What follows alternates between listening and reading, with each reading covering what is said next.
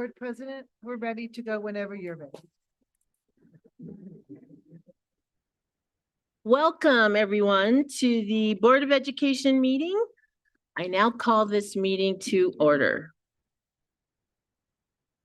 I want to remind those speaking during tonight's meeting that we use closed captioning on our YouTube and live stream, so please speak as clearly as possible. So let's go ahead and stand for the Pledge of Allegiance.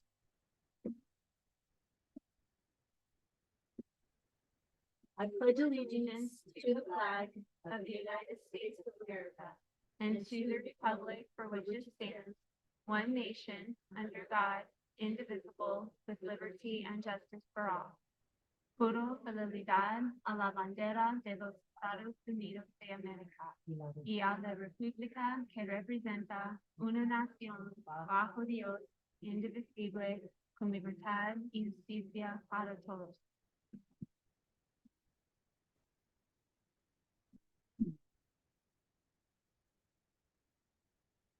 I'd like to go ahead and acknowledge our tribal lands, and we gratefully acknowledge the Native peoples on whose homelands we gather, my people, as well as the diverse and vibrant Native communities who make their home here today.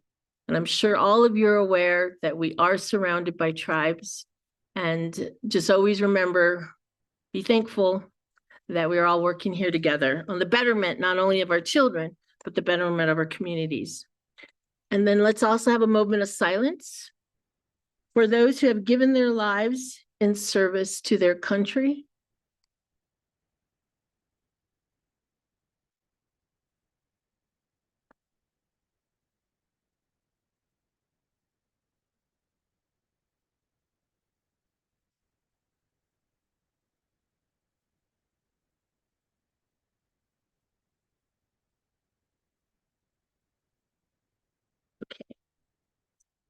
Dr. Albright, may I have a roll call, please? Danella Storga, Rebecca Betson, Here.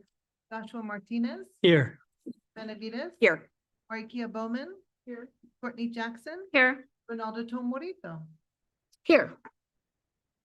Thank you. And now we want to go into our item number 2, agenda adoption. So our next item to consider adoption of our April 15, 2026 Board of Education meeting agenda.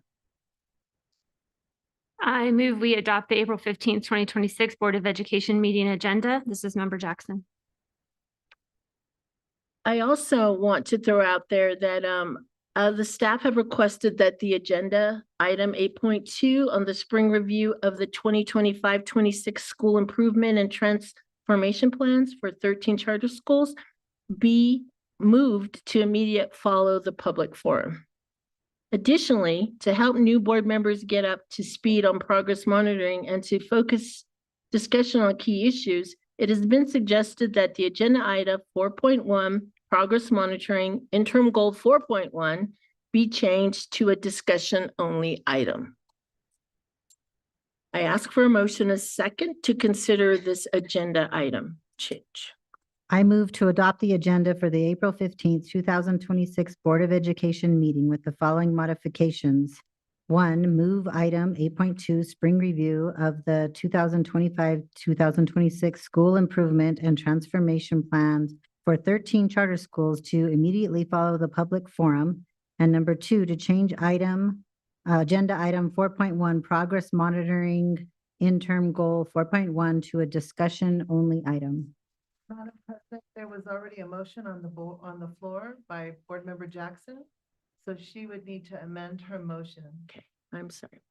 Oh, it's okay. So I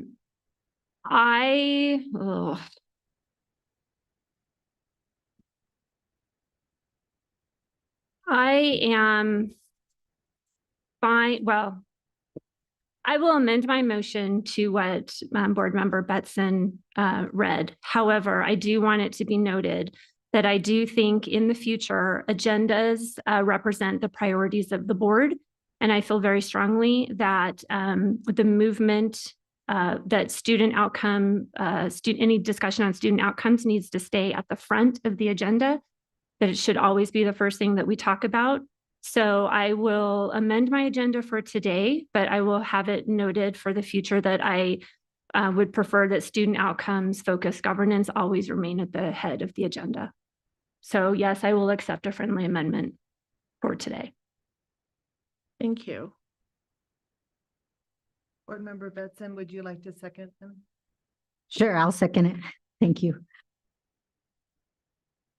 Board Member Jackson motion to adopt today's meeting agenda with her recommended changes, and Board Member Benson second. Is there any discussion? Call for a vote. Dr. Albright? Rebecca Betson, Yes. Joshua Martinez. Yes. Benavides. Yes. Orekia Bowman. Yes. Courtney Jackson. Yes. Ronaldo Tomorito. Yes, the motion carried. And let's go ahead and move to our minutes approval.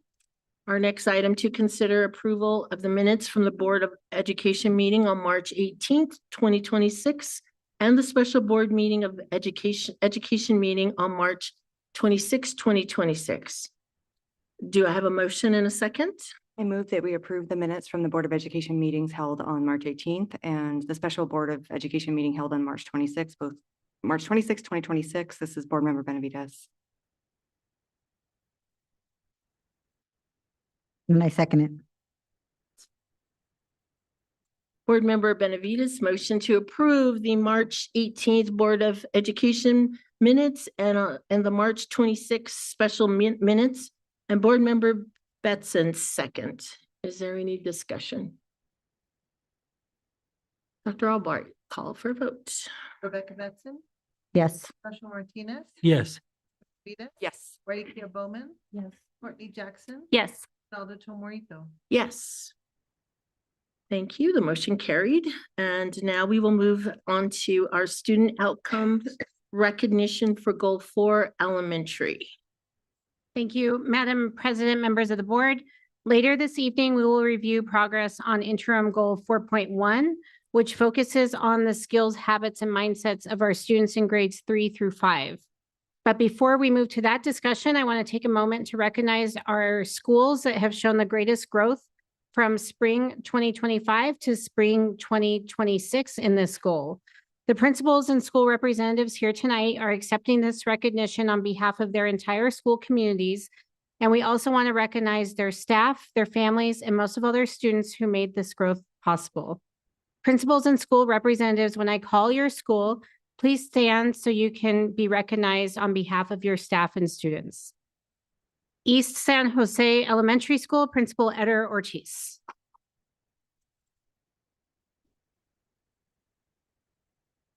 Kirtland Elementary School, Principal Christopher Lake. Lou Wallace Elementary School, Teaching and Learning Coach Marcia Ortiz on behalf of Principal Melanie Tejas. Matheson Park Elementary School, Principal Jacqueline Lovato. Comanche Elementary School, Principal Lisa Ulabari Miller. Painted Sky Elementary School, Principal Lily Montoya. Emerson Elementary School, Principal Melissa Cordero. Lava Land Elementary School, Principal Nicole Jaramillo. Governor Bent Elementary School, Principal Laura Chang. Inez Elementary School, Counselor Yesenia Torres on behalf of Principal Casey Reed Cadlick. And so again, let's give these principals and their representatives a well-deserved round of applause on behalf of the work at their schools.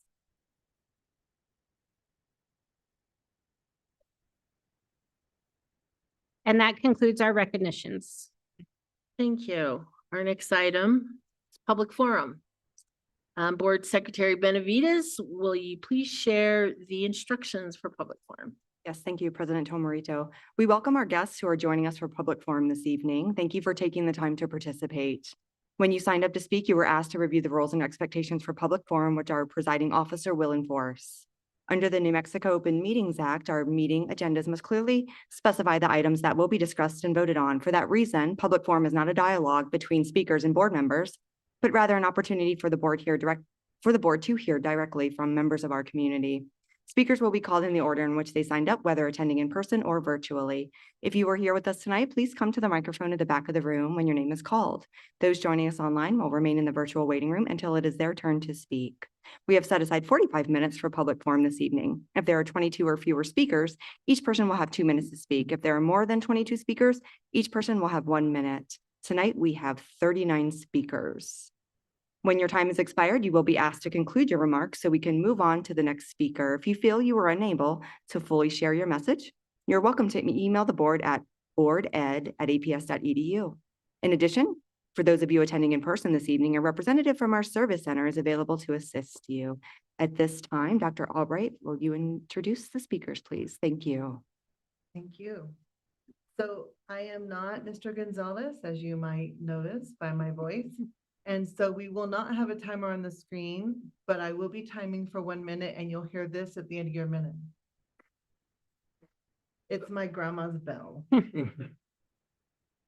Our first speakers will be Celeste Hernandez, Kristen Paulson, and Maya Gorum. You guys are all in the room. If you'll please get to the microphone. Celeste, will you please start us off?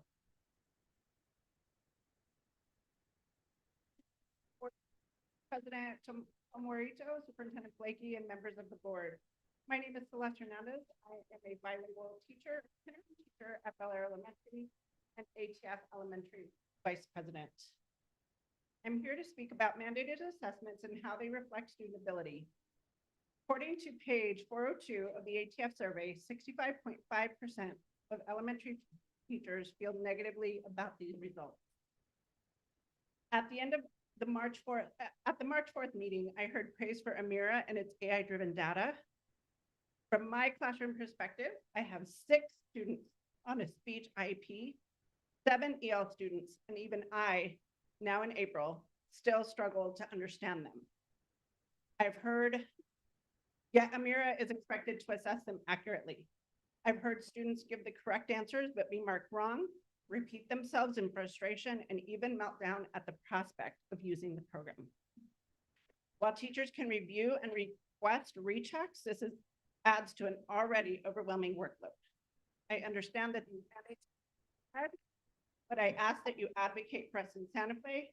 Please push back on excessive testing of our youngest learners and consider the voices of the classroom when evaluating tools like this AI platform. Thank you, Ms. Hernandez. Ms. Paulson? Good evening, Superintendent Blakey and members of the school board. My name is Kristen Paulson and I'm a PE teacher at East San Jose Elementary, as well as an ATF union member. Recently, all elementary schools under 301 students, including my own, had their PE staffing cut to just 0.5 positions. This isn't just my school, it affects our entire district. At ESJ, we are proud of the strong programs we've built to support student wellness, engagement, and positive behavior. Physical education is a key part of that foundation and directly supports the work happening across our campus every day. Physical education is not a luxury. It is essential to the development of the whole child. Research shows that regular physical activity improves focus, memory, behavior, and academic performance. States with top performing schools mandate daily PE and see higher test scores and overall student wellness. By cutting PE this severely, we risk our students' health, social development, and learning outcomes. Every student deserves consistent quality physical activity. I urge the board to reconsider these cuts and continue investing in our students' health, growth, and academic success. Thank you. Thank you. Ms. Gorum?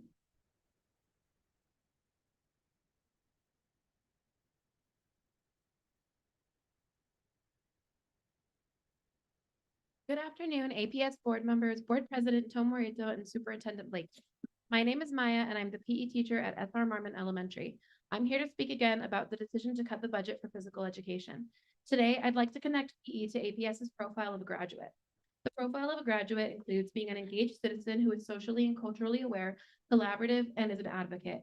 Here are a few standards from Shape America that align with these qualities. The physically literate individual uses communication skills to share space and equipment. They recognize the feelings of others during physical activities.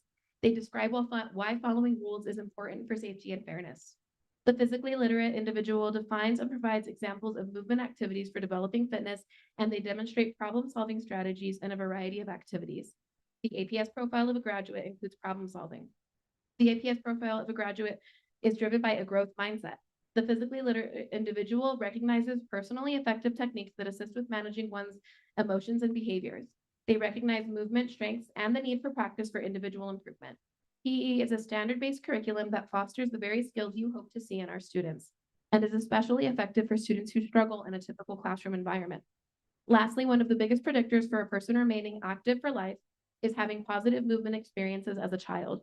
We provide those experiences so that students can flourish as active and healthy adults.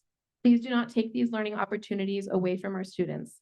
They deserve full-time PE at every APS school. Thank you. Thank you. The next speakers are in the room: Colin Baugh, Daniel Tafoya, Scott Schuker, Lindsay Camera. Colin, will you please go to the microphone? Colin?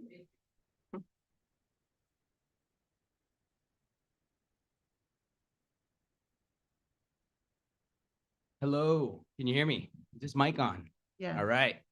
Madam President, good to be here again. I'm here with hat in hand to ask that the board begin a real conversation to engage a really unique collaboration with government entities within the APS system. And what these amazing people are talking about is how do we build better collaborations that ultimately get us to a thing called critical hope, a thing that we know we need right now instead of wondering what we're going to do. And so I'm here as the vice chair of the Middle Rio Grande Conservancy District to highlight some unique and amazing things that are happening in APS, but to come to the board on the agenda to showcase that, to highlight that. And I'm here to disarm because this has been quite a struggle. And I have questions and concerns that are mounting why that would be the case when we are trying to highlight the positivity and adaptability in right now, in modern times, something that we need to work towards together. So I asked the board to consider bringing us onto the agenda in May before school's out to highlight these projects. Thank you. Mr. Tafoya? Hi, my name is Daniel Tafoya. In February, a mother poured gasoline on her two sons and tried to kill them. It could have been prevented, but APS covered up and we are retaliating against mandated reporters, covering up incidents that have been reported to them. This needs to stop. The retaliation done by APS staff, APS police is getting out of hand. The cover up of the incidents being reported to them and not properly investigated needs to stop. These kids were almost killed by their mother. Other things have happened. When is APS going to stand up for our kids and pay attention to what is going on so kids ain't injured? Are we waiting for a kid to get killed?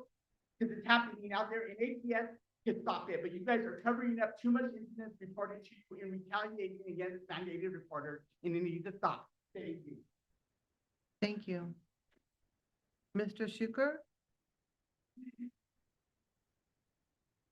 Good evening. My name is Scott Schuker, and I am an art teacher at Cleveland Middle School. I'm speaking today on the topic of supervision, as addressed in the survey, page 185, and the growing deprofessionalization of teachers. There was a time when teachers, parents, and administrators worked together to support student success. That balance has now shifted. Increasingly, teachers are blamed for student failures and poor choices, and out of fear of complaints or legal action, creating a strained and adversarial environment, requiring us to attend meetings to respond to often frivolous concerns, many involving inaccurate or misleading claims. In these situations, teachers frequently feel unsupported as administrators do not consistently defend them or fully consider key contexts like attendance grades or documented behavior. Repeated accusations from dissatisfied students or overprotective parents can feel like slander and create pressure to lower expectations. These meetings often feel less like collaboration and more like interrogation, undermining teacher competence, professional judgment, and the ability to maintain high standards, leading to declining morale and motivation. Thank you for your time and consideration. Thank you. Our next speaker is. I'm sorry, our next speaker is Ms. Camara. My name is Lindsay Camera, and I am a first grade general education teacher at Georgia O'Keeffe Elementary School. I'm speaking about planning and prep time for elementary educators. On page 320 of the ATF survey, it shows that 77% of respondents feel that they do not have sufficient time to plan and deliver instruction effectively. I am given 50 minutes a day. That's more than many other elementary school teachers, 250 minutes a week of prep time. During this time, I'm expected to complete the following: create and update detailed MLSS plans for both academic and behavioral concerns, communicate with families, grade, collaborate, make copies and prepare lesson materials, as well as lesson planning. When I'm lesson planning, I am lesson planning for whole group lessons for all content areas, as well as 4 small group lessons in language arts. All of my lessons are designed for native English speakers as well as my ELL students. I have 5 different home languages spoken in my classroom this year. It would be very disingenuous to say that 50 minutes is sufficient to plan the remaining 260 minutes of lessons to meet my diverse learners' needs. I ask that the board and our leadership increase our planning time for elementary educators. Thank you. Thank you. Our next speakers in the room, Barbara Peterson, Joycelyn Cano, Alyssa Anaya, and Kim Quesada.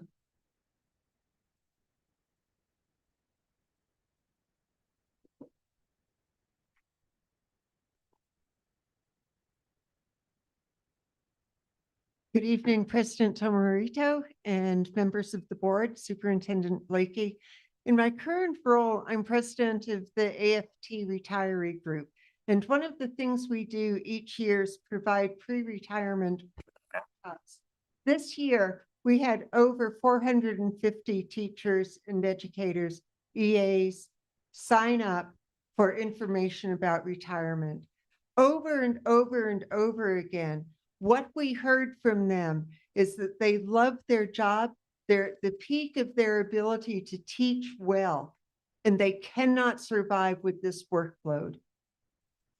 I urge you to take very seriously the information from the ATF survey because it reflects the reality.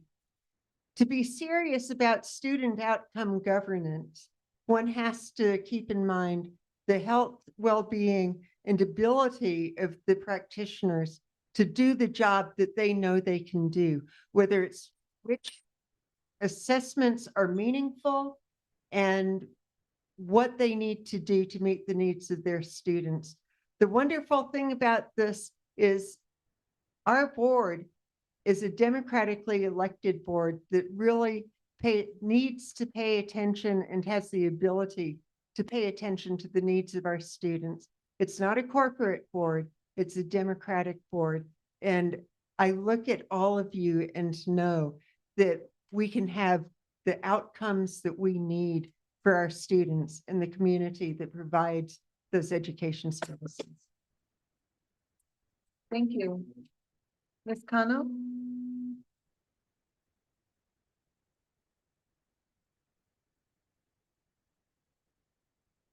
Ms. Cano, you'll have 1 minute when you begin speaking.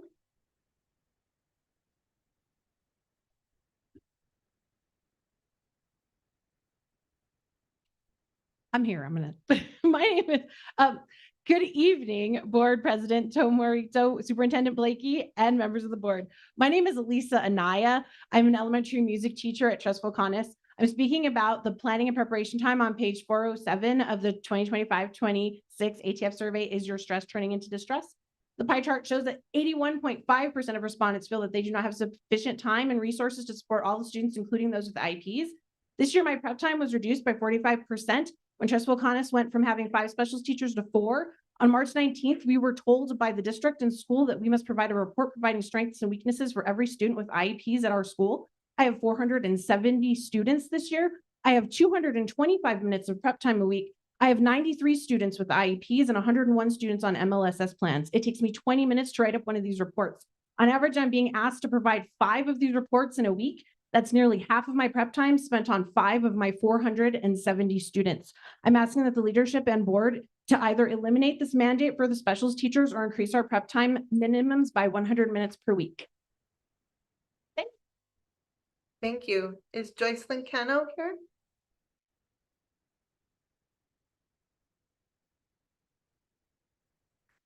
Seeing no one come forward, Kim Quesada, are you here?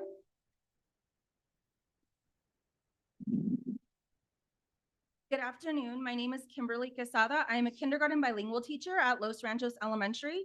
I'm here to speak about the developmental toll that overtesting is taking on our youngest learners, our kindergartners and first graders. The pie charts beginning on page 401 of the 25-26 ATF survey show that 70% of respondents feel mandated assessments take up too much instructional time, and 65% disagree that the mandated assessments accurately reflect students' abilities. As a kindergarten teacher, I am seeing 5-year-olds experiencing testing fatigue before they can even tie their shoes. By the end of the year, these children aren't showing us what they know, they're showing us how tired they are. When a child this age is met with a screen and high-stakes environment, the result is often anxiety, not an accurate data point. I urge the leadership and board to review the necessity of these assessments, prioritize the healing from the damage this digital infrastructure has caused for our youngest learners. Let's return precious instructional time to our classrooms. Let our kindergartners and first graders be students, not just data points. Thank you. Thank you. Our next speakers are in the room. Laura Gonzalez, Josiah Martinez Saavedra, Anna Yatsen Borja, and Althea Patterson Juan. Good evening, APS board members, Board President Tom Rorito, and Superintendent Blakey. This February during the Olympics, we had our Olympic unit, and after we found all the leading medal countries on the map, we compared their climates, discussed why that might affect the medal outcome. We curled and bobsledded in the gym, highlighted athletes who were people of color. After that, we thought it was highly appropriate to include hockey in our Olympics unit. So after a week and a half of practicing the skills, we started the games. During the first day of games, I have my 3rd grade class, my sweet little Rio, who's sitting next to me on the bench, looks to the boy next to her and says, "It's like we're on a real team. I'm too poor to be on a real team, so this is awesome." Jump to my 5th grade class. Sweet little James, who's coming out and the rest of the others are going in. He makes a beeline for me, hops up next to me, elbows to knees, looks over his shoulder and says, "I had no idea I was so good at hockey." We have weekly stories of this. Children finding success. Oh my goodness, I apologize. That was so fast.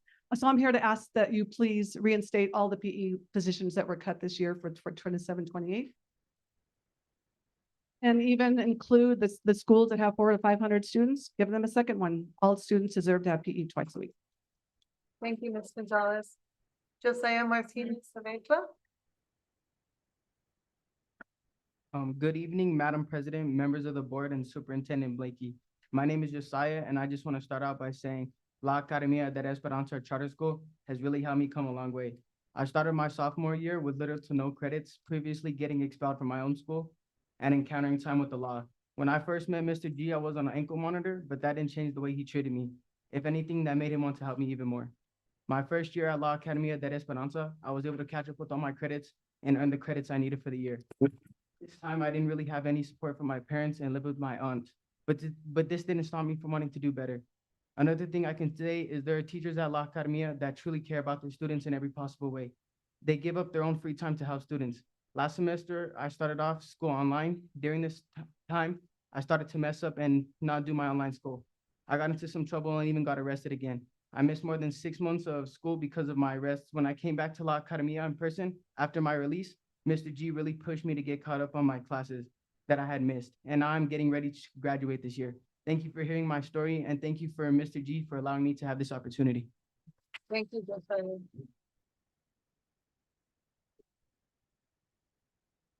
Ms. Borja? Or Borja? Good evening, Madam President, members of the boardroom, and Superintendent Blakey. My name is Anna Yatin, and I'm a senior at Hill Leadership High School. I've been here since the 2nd semester of my freshman year. When I first got here, I wasn't fully focused. I got distracted and started to fall off track. But what made the difference is that my teachers here didn't give up on me. They kept checking, pushing in me, and supporting me until I got back on track. Because of that support, I've completely turned things around. Now I have straight A's. I'm graduating with bilingual seal, and I've earned 3 additional cords. That's something I'm really proud of. The advisory model at the school and specialized support through internships and opportunities has made a difference for me not to get off focus, but I'm excited about my education and future. There are so many opportunities like dual credit classes in certified nursing, EMT, responder certifications, internships, and programs like Faces for the Future. This experience prepare you for life after high school and give you a head start. Keller Leadership High School didn't just help me graduate. It helped me grow, stay focused, and believe in myself. Thank you. Thank you. Thank you. Ms. Althea Patterson Juan.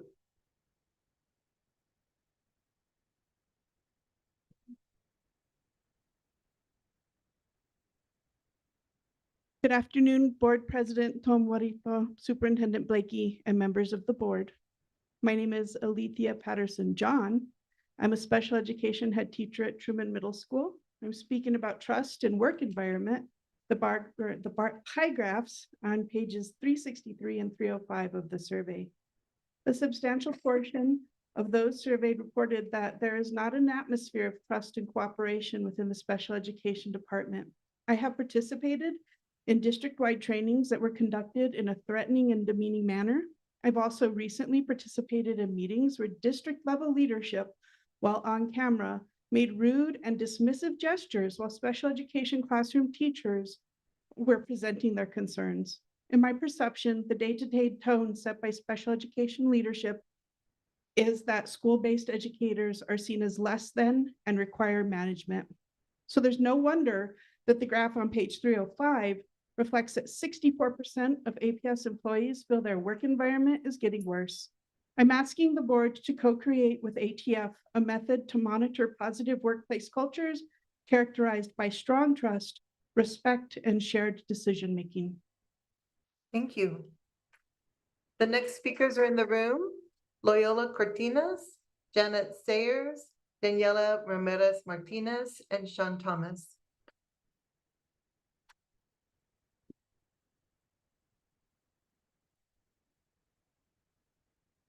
Good evening, Board President Tom Juarito, Superintendent Blakey, and members of the board. My name is Loyola Cortinas. I am a third grade teacher at Tierra Antigua Elementary School. I am speaking about assessment and instruction data on page 401 of the ATF survey. My story about this is that my students are required to take the Amira assessment monthly. While analyzing their scores, I am unable to explain to my students what they need to do to improve their scores. For example, my entire grade level has low scores in oral reading fluency, but high scores in text fluency. And we have never been clearly told what the difference is between the two measures. Before Amira, we used a developmental reading assessment.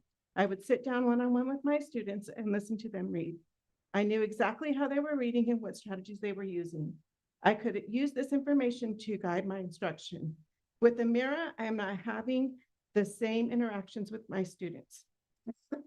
I am asking that the leadership and board to follow recommendation 5 in the executive summary and establish an APS ATF committee to review instructional tools and assessment practices so that the data teachers collect is meaningful, understandable, and supports instruction. Thank you. Thank you. Ms. Sayers?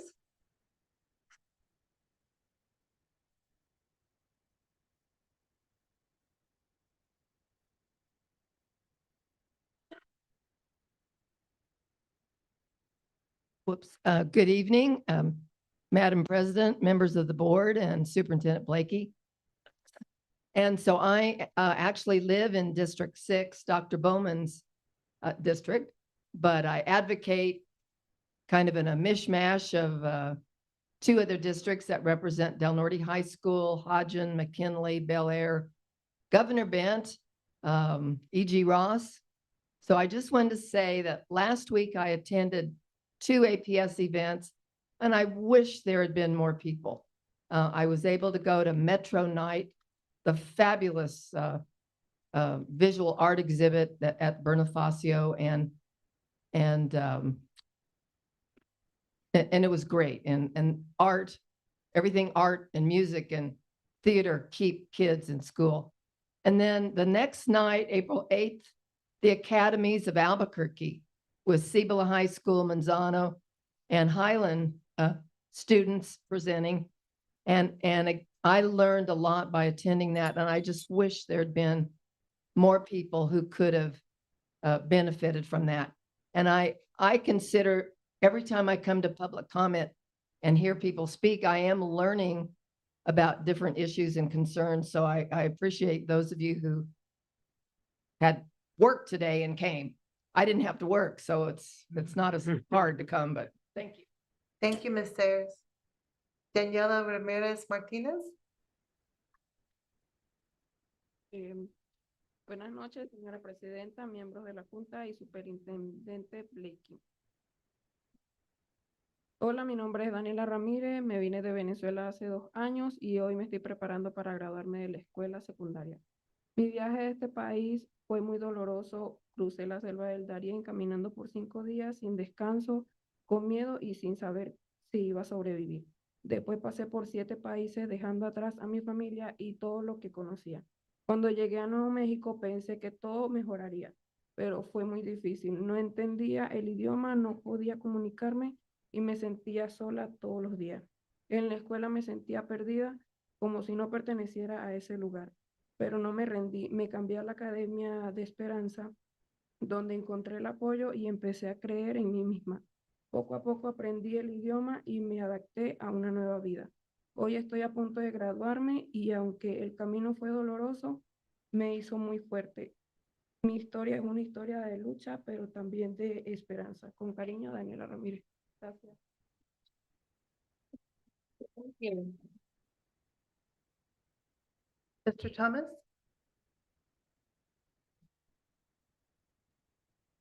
Madam President, members of the board, Superintendent Blakey, I'd like to talk about the ATF survey as well. And I would like to point out that what we're finding on a local level with an APS and the constituents that took that survey is in line with the national data that exists.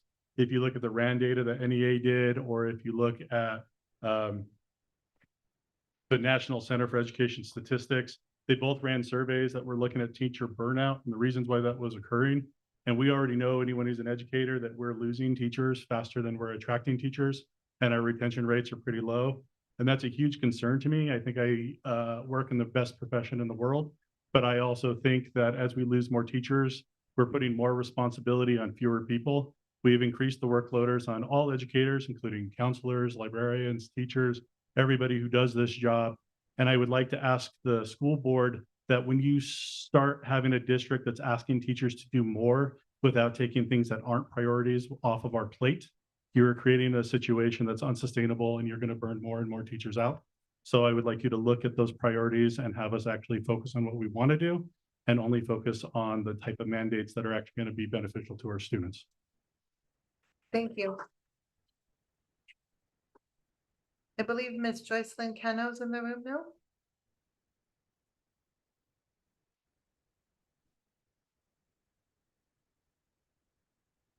Good morning, board members and superintendent. I'm Jocelyn Cano. I'm an 18-year-old student at Archer Academy of Accelerated Learning, graduating in May of 2026. Archer Academy is different from traditional schools because it gives students more flexibility and support. I am part of the 3-year accelerated program. This has helped me grow a lot and learn about learning to be more independent on my own. It's teaching me management and how to focus. I'm thankful for the opportunities it's giving me, and thank you for your time. Thank you. Our next speakers in the room, Ms. Donna Garcia, Carol Spitzman, Joseph Murphy, and Kevin Johnson. Ms. Garcia, the timer will begin when you start speaking. My name is Donna Garcia. I'm an elementary school librarian at Alamosa. I'm speaking about highly disruptive students and our students in crisis on page 181 of the 25-26 ATF survey. The pie chart shows over 71% of respondents feel that highly disruptive students are not provided the support and appropriate services they need. In the library, it feels less like a quiet learning space and more like a challenge. I've worked with students who show physical aggression, use inappropriate language, disrupt the environment by running, climbing on furniture, and antagonizing others. It's clear these behaviors are not just defiant, they're signals that students need more support than what they can provide in a single classroom setting. It often takes a team and consistent systems to truly meet their needs. I am asking the leadership and board to address the issue by creating alternative learning spaces or programs for students who need more intensive support to improve outcomes while maintaining a productive learning environment for all students. Thank you. Thank you. Thank you, Ms. Spitzman. Hello, Madam President and members of the board, Dr. Blakey. My name is Carol Spisman. I'm an occupational therapist for APS for 8 years. I'm speaking on the section of the survey related to communication. I traveled to 8 different schools, and back in September, my badge access was suddenly cut off. I had to press the buttons at the front doors to be let in by the secretaries, and I schlep a lot of stuff around. I don't mind, but it had to schlep things much farther and then stand outside in all the weather and wait to be admitted to my own workplace. Once I got onto the campus, some of the buildings were locked, and then I had to wait with my nose pressed against the glass for someone to let me in. I asked the principals, I asked my supervisor, she had the same problem. And this had come from operations, but the rumor was it was from the superintendent. Not just OT, but everyone. After a few months, the teachers union intervened and our badge access was restored.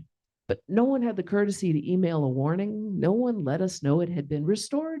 I don't expect a pat on the back from my work, but neither did I expect to be hamstrung without warning by my own employer. The whole experience really impacted my morale and pride in being an APS employee. Thank you. Thank you, Ms. Bisman. Mr. Murphy? Good evening. My name is Joseph Murphy, and I'm a first grade teacher at Rodolfo Anaya Elementary. I love my job, and I love being around bright, energetic, interesting kids, 6 and 7-year-olds. And I love teaching them to read, write, and do math. I'm here to talk about teacher workload on page 16. There are so many things that you and the district have us do that isn't about teaching kids. I want to prep directly what I'm going to teach kids and then teach them. And there are all these other things. I'll read a list. Letters, TELL, ED, professional development, MLSS plans and monitoring, attendance plans, Genius Hour, troubleshooting a Mira with unsuccessfully, IEP paperwork, and being regularly observed by 5 different administrators, coaches, etc. So I've stopped thinking of my prep period as a prep period, and I start thinking of it as an unnecessary paperwork period. There's only so many hours in the day. I have a family, and I sleep as well. And so everything that you have us do that isn't about teaching kids directly takes away from me teaching kids. That should change. Thank you. Thank you, Mr. Murphy. Mr. Kevin Johnson? Mr. Johnson here? The next speakers are also in the room. Abriana Hannon, Brian Laurent, Renee Pacheco, and Dr. Gerardo Sionello.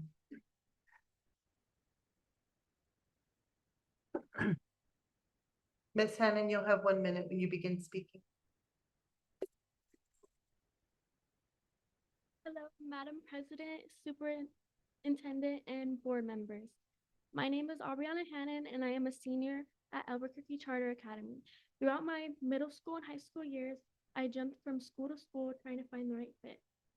I got behind my credits and didn't think I was going to graduate on time or even at all. I came to the Albuquerque Charter Academy as a sophomore in June of 2025, and I will be graduating not only on time, but early. One thing that stood out to me when I first came here was how attentive all the teachers and staff were to all the students. I was able to work at my own pace and choose the assignments that I felt would help me succeed and also meet my goals. The teachers accommodate to my needs and also work with me individually. I'm from a school that I have enjoyed attending because that has not always been the case. I would recommend Albuquerque Charter Academy to students that have struggled in a traditional school setting and want more personal connections with teachers. Thank you. Thank you.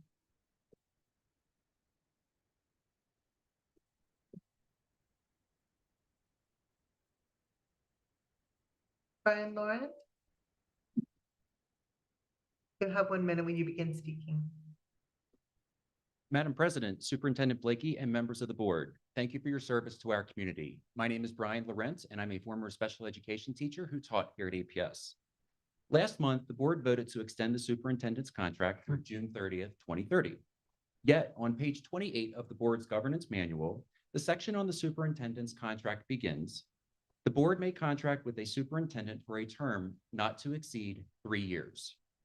Although the initial contract and the subsequent extensions were all 2 years in length, their cumulative effect is a contract that now extends more than 4 years into the future. That raises an important governance question about whether the board's recent action conflicts with its own policy. I encourage the board to reflect on the values being communicated by the recent contract extension, given that the district's most indispensable employees, its teachers, do not receive multi-year guarantees. Thank you. Thank you. Ms. Pacheco?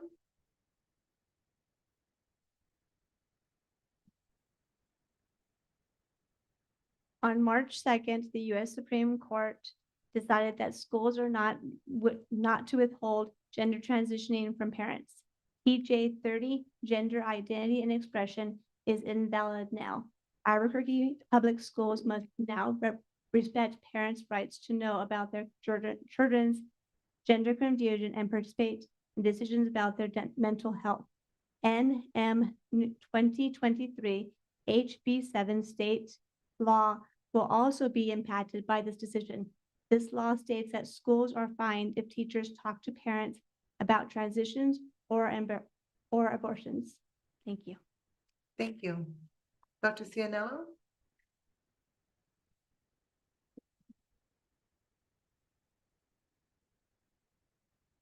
Good evening, Madam President and members of the school board and Superintendent Dr. Blakey.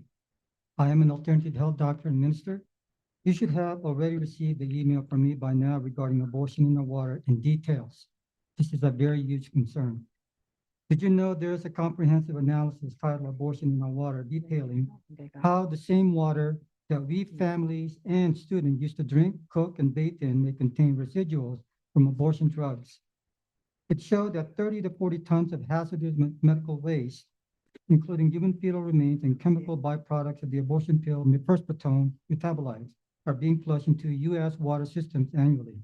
The wastewater treatment plants are not designed to filter out these metabolites or fetal tissues, which is a national public health and environmental crisis. These harmful drugs are endocrine disruptors, potentially contribute to rising infertility rates, liver injury, heavy vaginal bleeding, uterine cramping, nausea, vomiting, diarrhea, headache, and dizziness, etc. That said, you all have a plan of action for the sake of our APS health and well-being. May God have mercy on APS. Thank you.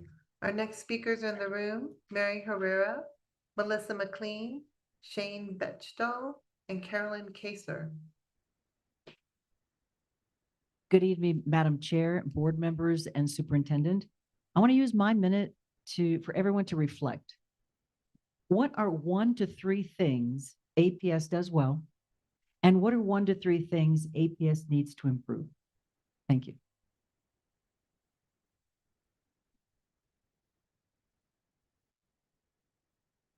Good afternoon. My name is Melissa McLean. My son is a 2nd grade student at Monte Vista Elementary School. Incidentally, my mom went to school there in the 40s.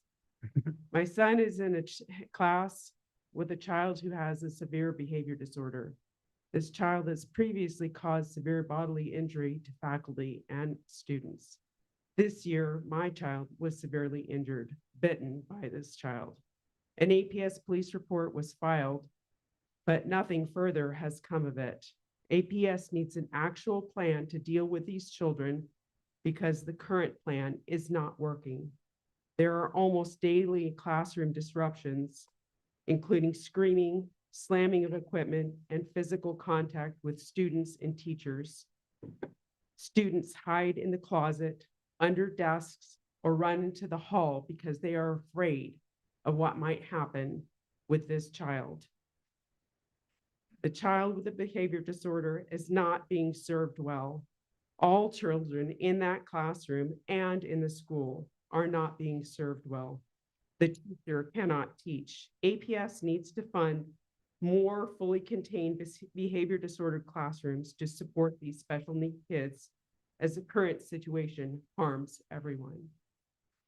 Thank you. Shane Bechtel. Good evening, board. My name is Shane Bechtel. I'm a 2025 graduate of RFK Charter High School. I am very fortunate to have attended RFK since the 7th grade. The teachers and staff are very helpful. I was able to learn easier with the smaller class and school setting. The teachers are a great fit for school because of their passion, good attention, and go the extra mile for students. I think one of the nice things is our students are well diverse, which is a nice change from other schools. The school is a great place to go to because of many great different programs. I had the opportunity to engage and prosper in these classes, such as welding, auto body, ceramics, art, forging, farming, and beekeeping. The Guns and Gardens and YCC program was one of my favorite things to do each year. This summer, I'm still able to take part in that. I'm going to lead the current students of the Farms and School Guns and Gardens program. It has been an honor to help out the students to be successful at this school. I'm looking forward to see the new opportunities. Thank you for your time. Thank you. Ms. Kaiser? Hi, good evening, Board President Tomorito, Superintendent Blakey, and members of the board. My name is Carolyn Kaiser, and I teach art at Volcano Vista High School. I'm here to speak about the teacher survey published by the Teachers Union. I feel so fortunate to work for a really great school, and I love my job, and I love being a teacher. And this is why teacher burnout is so hard. This was the first year where I really felt affected by that. It made it hard to do my job. It made it hard to be good at my family. And it made it hard to serve my students well. On page 88 of the teacher survey, 47% of teachers report that their workload is not manageable. Words that appeared frequently were overwhelmed, stressed, and exhausted. We wouldn't feel burned out if we didn't care about our jobs and our students. The most frustrating thing is the feeling like I have to cut back on meaningful experiences, on partnerships with community organizations, field trips, art shows, and experiences that really benefit our students into the future, so that I can do my job and that I can come back feeling strong each day. I would urge the district to work with the Teachers Federation to review workloads and try to reduce some unnecessary and redundant things. A couple of things that come to mind, Facilitron is a big challenge to work through. And then also what we've been having to do with the state through Level All has really had a lot of hiccups this year. Lastly, I want to encourage everyone to stop by the Bonifacio building on Saturday to check out the Metro Art exhibit. It's a testament to what our students can do when they're supported by teachers who really go above and beyond. Thank you. Thank you. Our next speaker is on Zoom, Danny Montoya. Danny, are you there? Yes, I'm here. You'll have 1 minute when you begin speaking. Thank you. Good afternoon, Board President, Superintendent Blakey, and members of the board. My name is Danny Montoya. I am a general education TESOL teacher and my school's ATF union rep at Hodgin Elementary. I'm speaking about mandated assessments on pages 401 through 406 of the 2025-2026 ATF survey. Is your stress turning into distress? The pie charts show that on page 406, over 2/3 of APS elementary school teachers agree that mandated assessments increase their workload. We have been mandated to use Amira, an AI teacher tutor. I am now constantly having to study a digital assessment and its reports to try and understand and align the results with what I see within my classroom. This, as with the many updates and assessment changes throughout the years, has added a ton of additional stress and time to me. I have to constantly adjust and relearn the new ways that the assessments are given and/or the way the data is interpreted, which, by the way, is still confusing even after speaking to many different Amira resource people, district leadership people, and district assessment people. It is hard to understand and explain it to my students because I have a hard time explaining it myself. We have been mandated to utilize Amira for not only monthly assessments that can take up to 40 minutes at a time, but also a minimum of 30 minutes a week for every student across the district. This may not seem like a lot. Bennett, can you in a quick sentence? I'm sorry?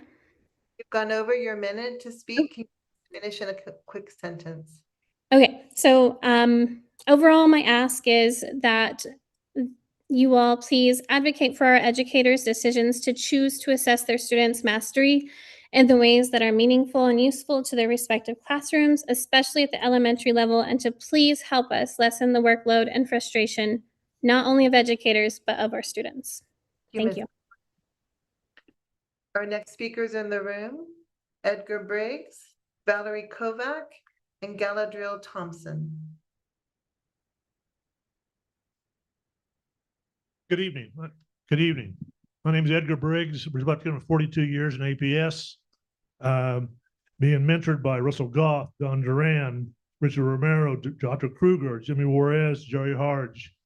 One name that I did not mention is Helen Fox. I hope the new members know who Helen Fox is and what she's about. I hope you know what McKinney-Vento is, what community schools are. I was honored to be at Grant Middle School, become the first community school. Mike McEntee City Council funded us, and we were Grant Middle School Community Center. I hope that the board continues to support McKinney-Vento and community schools in these times. Challenging times for kids. You heard some of the kids talk about experiences. I know that the board members are new to the district.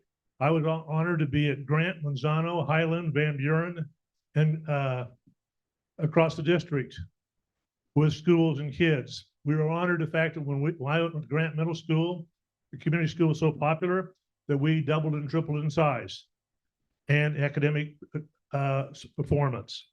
So hopefully that 42-year journey was good for you and good for us.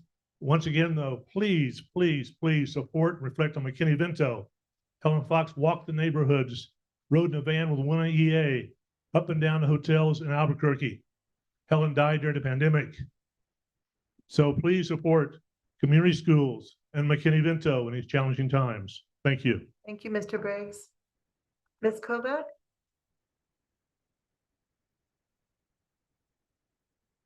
Good evening. Good evening, board members, Dr. Blakely, school leadership, teachers, and the community.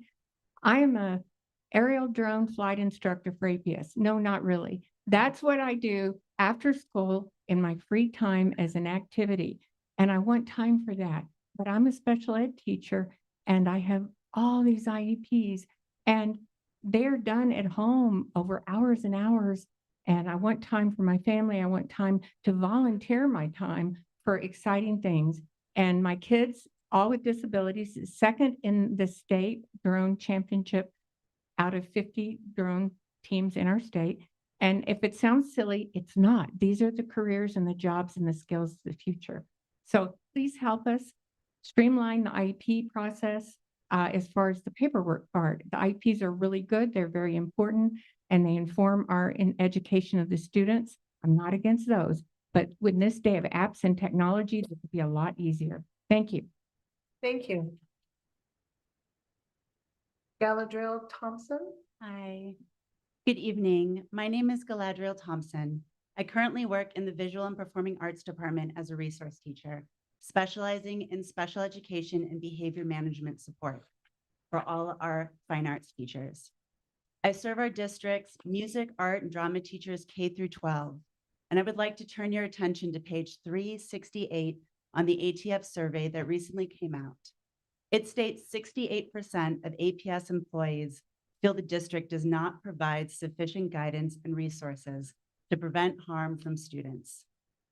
Coming into this job, I've been shocked by how behavior management is not handled on the district level. I'd like to highlight one of the biggest issues the district is avoiding: inclusion without support.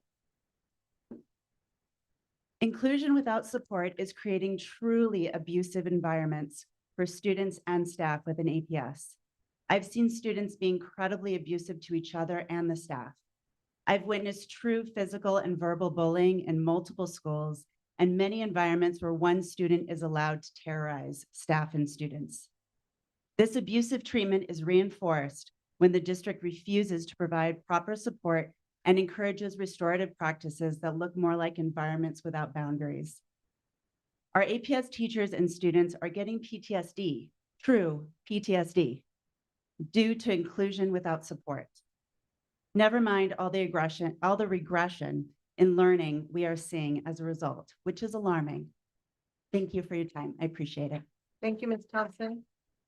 Our next speaker is Travis McKenzie. He is on Zoom. Travis, can you hear us? Yeah, can you hear me? Yes, you'll have 1 minute once you begin speaking, sir. All right, well, good evening, everyone. It's hard to get it done in a minute, but just wanted to stand in solidarity with a lot of what's been said, especially our PE teachers and all the cuts. I think we're feeling it across the district, and hopefully we can figure that out. I think more teachers is the answer, not less. But I wanted to celebrate. We recently had U.S. Senator Heinrich come to Polk Middle School, the Academy of Agricultural Sciences, to celebrate the Revitalizing America Schoolyards Act. And I think it's a good time to lean into our strengths, providing outdoor learning, place-based education, supporting mental health. And in these challenging times, I think we should think about innovative positions like resource teachers that could help supplement some of the stress that teachers are feeling by providing outdoor learning experiences, and work with teachers to provide during school hour professional development. And I wanted to second Colin Baugh to encourage the board to get this on the agenda so we could think about working intergovernmentally across different agencies to pull funds from across the state of New Mexico to support this type of innovative work, to continue to create ASECIA education spaces, outdoor learning spaces, and really lean into our strength of school gardens, outdoor learning. And I think the problem is the solution. So in the midst of all the challenges that have been expressed tonight, how can we build new innovative positions to help support our children, our students, our families as we move forward? Thank you. Thank you, Mr. McKenzie. Board members, that ends public forum.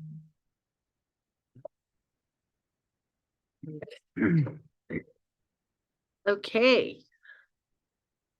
I'll give people time to leave before we move on. Please stay, please stay.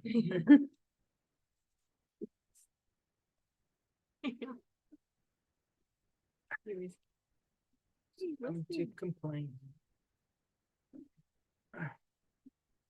I know, it's like they didn't work all day long. Board President, we may have just a moment. We need to wait for our charter guests to also enter the room. Okay.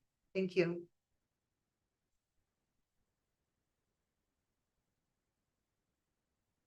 I did too.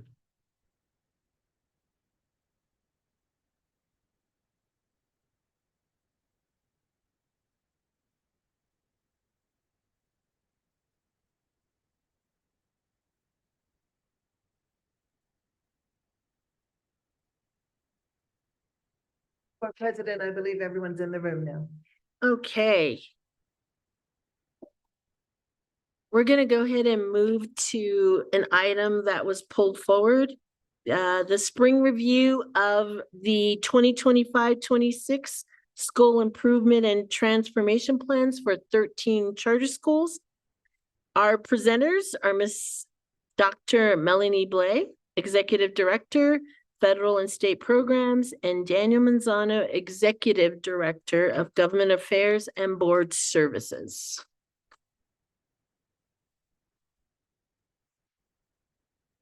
You have the floor.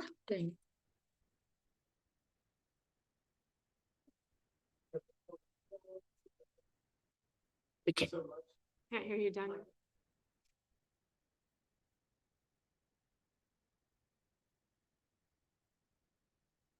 There you go. President Tomarito, Superintendent Blakey, members of the board, thank you so much. Today is just a from the Public Education Department's requirement to review the 90-day plans. And so this is just a kickoff of what we did in the fall. And so this is our second round on doing that. So you did have this in your board packet. We did not receive any questions ahead of time, but we do have our charter leaders here. If you have any questions. Okay. Does anyone have any questions? No. Is it to review? I do not have any questions. Questions? Maria, you have any questions? Madam Chair, would you like us to do questions per school, or how would you like us to do it? It's dependent on what you want to follow through. Oh. What do you have questions on? Well, this is about the 90-day plans, but I guess the thing I'm most interested in is making sure that all the charter schools have graduation rates above 75%. So do we have that information? Madam President, members of the board, Superintendent Dr. Blakey, these schools in front of you, these 13 charter schools were originally in MRI or CSI status because they did not meet that graduation requirement. 3 of these schools have since exited this status and have graduation rates above 66.7%. That's Mark Armijo, Siembra Leadership, and Tech Leadership. So the remaining 10 are currently still in designation. Oh, okay. Can you just very slowly just say the ones that are now meeting the requirements? Mark Armijo has exited. Siembra Leadership has exited. And Technology Leadership has exited. Thank you so much.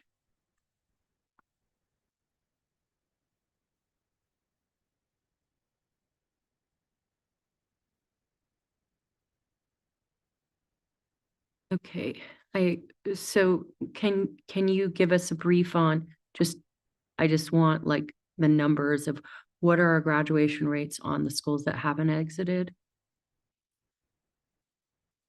Madam President, members of the board, Superintendent Blakey, we can get that to you. I don't have that in front of me. That's not part of the 90-day plans, Okay, but we do have the graduation rates, and that is how a lot of this is calculated. okay, so graduation rates for the remaining 7 schools. The remaining 10 schools, yes. Oh, ma'am. remaining 10 schools. Okay, I will follow up with that with the staff. Is that okay? I'll put in a request. Thank you so much.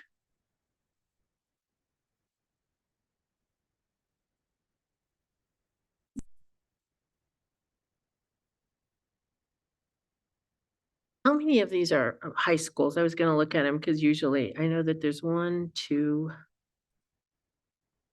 It's the middle. So Madam President, all of these are high schools. Okay.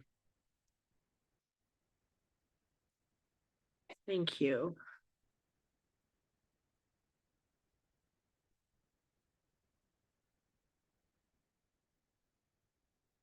You have something else? Sure. Nope. So we're okay? Everybody's fine? All right. We'll go ahead and thank you. Thank you for your time. Thank you for of all of you being here also to want to answer any of our questions. Thank you.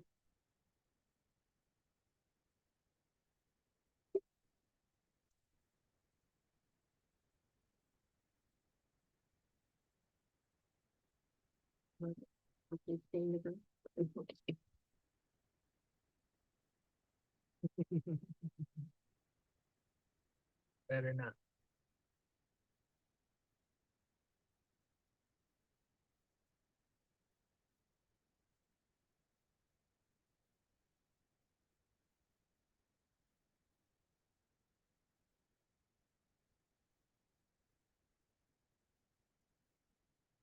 Okay, we'll go ahead and move on to our other item we had an agenda change on 6.1, and that's our student outcome focused governance.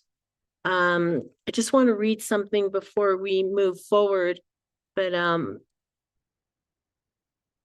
we made a change, and in progress monitoring, we want to continue to strengthen our work as a board. And I want to address an important shift in how we're approaching progress monitoring tonight. Over the past 3 years, following guidance from the Council of Great City Schools, Our process has included formal votes on progress monitoring reports. While that structure was intended to support accountability, it has also introduced confusion about the board's role and at times created unnecessary tension around what should be a process focused on improvement. I wanted to be clear, progress monitoring is not a pass and fail exercise. Sorry, I didn't know it was me. Okay. And it is not the role of this board to reduce complex work to a vote. Our responsibility is to engage oversight, asking questions, examining outcomes, and ensuring that the conditions for success are in place. There have been differing views on this, and I acknowledge that directly. However, as board president, I'm setting the expectation that we move forward with a governance approach that prioritizes meaningful discussion over procedural voting on progress monitoring reports. This is not a step away from accountability. It is a more disciplined approach to it. We will hold the system accountable through clarity, follow-up, and sustained focus on results, not through symbolic votes that do not advance the work. Equally important, we must humanize this process. Behind every report are students, educators, and families. Our role is to ensure that our discussions reflect that reality and lead to better outcomes, not division. So this shift is necessary for us to operate effectively as a board and to fulfill our responsibilities with clarity and purpose. And the other reason is we are in that RFP process, trying to hire a coach. So hopefully here we will sustain and do what's needed. But tonight we are going to formalize a discussion, and there will be no vote on the process. But I'm really thankful that our board is willing to not only have this discussion, but ready to also listen and create those questions that create deep, meaningful impact, and also look at how we can humanize this process. Thank you.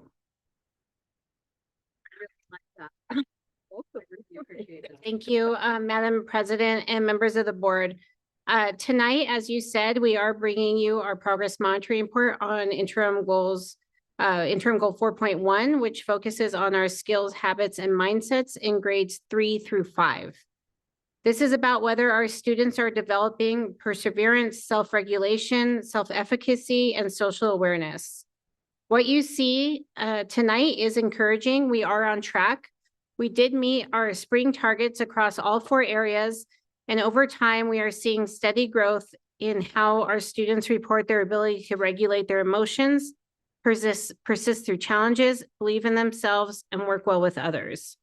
You will also see in the report where we need to stay focused. Students are asking us for support in very practical ways, managing their emotions, navigating peer relationships, and feeling a stronger sense of belonging at their school. The report is not just about where we are, but is also about how we need to respond. We have included information in the report about the systems that we are building in this work, such as our culture of care, the counseling supports, peer mediation, and student voice. And so the team and I are here to answer any questions and get your feedback on this report. Thank you. Thank you. Thank you for being here. All right, let's go ahead and start the discussion. Who wants to go first? Board member Bowman. Hello, how are you? It's a beautiful day today. I am, of course, always happy to see our hardworking staff. I just want to comment, and I know I'm repeating myself every single board meeting, but I have been asked by parents to pay attention to this, and I'm somebody who does a lot of research in my work, so I'm going to pay attention to it. I like the concept of our life skills, self-efficacy, self-regulation, perseverance, and social awareness. But we have heard from some of our teachers today, and we've heard from parents that I know that NMPED wants us to use certain computer programs. My concern is we are not actually measuring or teaching self-efficacy, self-regulation, perseverance, and social awareness. So your report says we ask our 3rd through 5th grade students how they feel about these things. Okay, I would like to see, and this is just a comment for future reference. Parents want to see this. I want to see this. Teachers want to see this.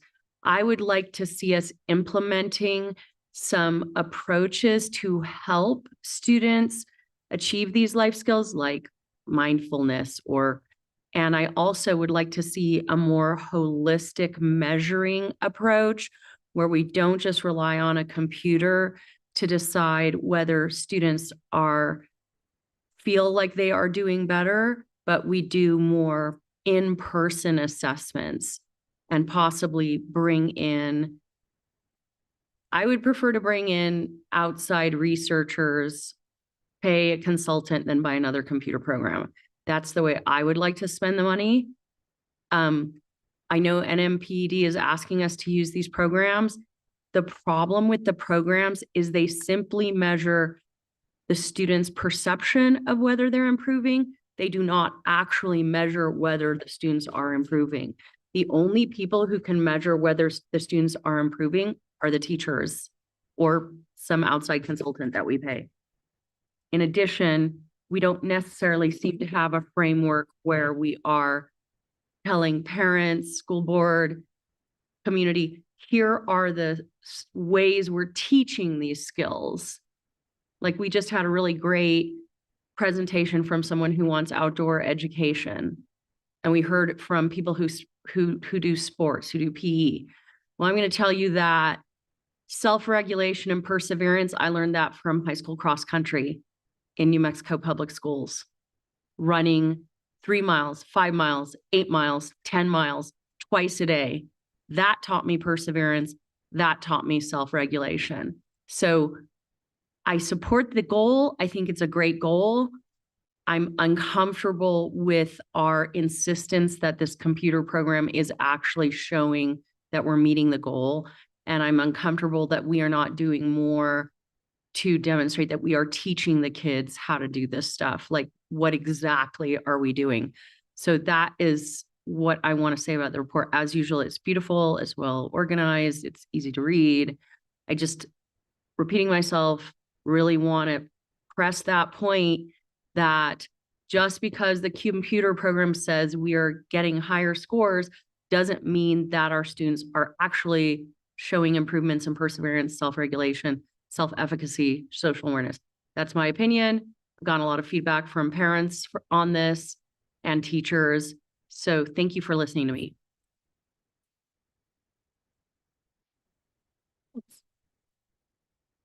So I'm right there with Dr. Bowman. I also think, skills, habits, and mindsets are so important. But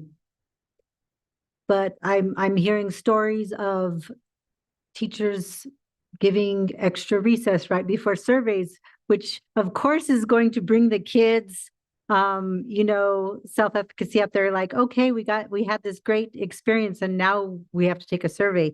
But, I'm asking, how confident are you guys, is APS, that the data that we are collecting is an accurate portrayal of our students' skills, habits, and mindsets? I'm just not convinced that it is, especially when we have a room full of teachers saying how bad situations are in schools. And, being a teacher, I can tell you your teaching environment is the kids' learning environment. And I know that's a slogan from a campaign, but it is 100% true. It's 100% true that we have to take into consideration what's happening at schools. And we need to not just look at this survey and think that things are okay, because I don't know from this survey, I'm not convinced from the survey that they are. So I want to put something out there, a challenge that you, Kenny, your group that is working work with ATF and let's figure out where the discrepancies are, because there has to be some discrepancies happening here. Whether it's a motion that we have to make and put it on, public, make sure everybody knows we're doing this, or if it's just something that you guys all agree to do to make, help the environment of the classroom, because of course, we all are concerned about our kids, and I'm not saying our kids like my kids, I'm saying our kids, like all the kids that we have in APS. We want a good learning environment for them. So I would challenge you guys to maybe work with ATF and try to come up with some type of task force to say, how can we better this? How can we make this better? And not lean so heavy on this survey, because I don't think that we're all convinced that it is giving us the data we think it's giving us. So that's more of a comment, not a question. So sorry. President Tomorito and Vice President Benson, I do think, although it's a comment, there were some questions in there that I would like to make sure that we respond to. One is the assessment itself, and one is on working with the union on a task force. I also want to mention that this is one measure that we use. And I don't want to, at the same time, there might be concerns that, of course, we're not at 100% and things aren't perfect. At the same time, I don't want to negate the work that some of the schools are doing that were recognized tonight, that it's okay to say that our kids are growing in these areas. Do we still see some areas of concern, some behaviors? Not all of our kids are showing self-regulation, of course, but I also think it's important that we celebrate when and we encourage kids when they are seeing that growth. The way that we measure it isn't always the same way that we teach it. So I think it is important to know that the team has done a lot of work on making sure that these skills, habits, and mindsets are intentionally taught throughout the day in a lot of different ways, through academic struggle, through, I've been at schools where I've heard teachers use words like self-regulation, teaching kids on the playground how to play with each other, how to share, so it really is a culture that is designed to really build these skills, habits, and mindsets that you're hearing from staff that not all of our students come with these skills. And so as we build them, we are looking at how we can continue to increase them. But I do want Mr. West to talk a little bit about the assessment itself, which again, isn't how we teach the skills, it's how we're measuring them. And Dr. Salazar as well to talk about the culture of care work that we have been working on. Madam President, members of the board, Superintendent Blakey, thank you for the opportunity to answer some of those questions. I did want to just first point out that, this is the only part of this program that we're using in terms of what we're presenting here in this data is the survey. So it's an online survey. It's not a computer program in the sense that it's doing anything else other than asking the child to answer questions. This survey, part of the board goal, especially the overarching goal for Goal 4, is to make sure that we picked an evidence-based tool to measure these things, and that is what led us to using Panorama. Panorama is used in their most recent study. They use it with 3.5 million students across the country. One of the reasons also why the tool was chosen is that it does give us the ability to compare ourselves. So something that we do see is that while we are seeing growth, we're also comparing ourselves to national percentiles to make sure that we're increasing overall for our students. And some of the things I wanted to talk about just in terms of the evidence is that we're not seeing, so some of the reasons why we would have less confidence in this instrument is if we were seeing wild swings, right? So if we were seeing that the school was going from 50% to 90%, or if the school was going from the opposite, from 70% to 20% in the measure such as perseverance or self-regulation, we would start to question whether the students were taking the survey seriously, whether they were being put in the environment where they can take it seriously, as in they're given the expectations to do their best and to take it seriously, as well as some of the was pointed out in some of the board questions that there are some students who of course don't take things seriously. Mr. West was one of them. I learned my hard way. But anyway, my point there is that this is a tool, and just like the superintendent said, this is one of our measures. So I can't speak to the tool as it's a valid survey. The company itself does provide 2 validity studies. There's a initial one they provided when they created the instruments, they did use it's a 6-step process that's used in many surveys as a way to make sure that's grounded in theory. So it's a grounded theory approach as opposed to let's ask a bunch of questions and then see what fits together. So the constructs that we are measuring did go through that process. We've also done our own work internally to see how those relate to our goals, as in goal 1 and goal 2. So we have seen that students that do self-report higher levels in these measures of, especially in self-efficacy and self-regulation, we do see them connected to them doing better in math and in reading. And that's kind of one of the things when you talk about, is this a valid instrument or not? It's that external validity. And that's something that we've been able to see ourselves. So I just wanted to speak to that in terms of why we use the tool and what it has provided with us. But not in a way to say that it's also not important for our teachers and our principals and our counselors and everybody to talk to the students. And I'm sure Dr. Salazar can talk about more of that, because one of the things that we really stress a lot are those open-ended responses. And I think I'll give it to you then. Good evening, Madam President, members of the board, Superintendent Blakey. I'm excited for this discussion because culture of care, sorry, there's a napkin. Culture of care is a major component of the work that we're doing with skills, habits, and mindsets. And so to break it down, culture of care there is a district task force composed of multiple stakeholders, ATF, principals, district departments, members of UNM that meet on a quarter basis to look at skills, habits, and mindsets, and the workspaces that are a part of it. When with the district task force, there are 4 areas that we work towards, and one of them that's specific to elementary is also another strategy here, which is peer mediation. So the partnership with our Albuquerque Teacher Federation, as well as University of New Mexico, is solid with culture of care.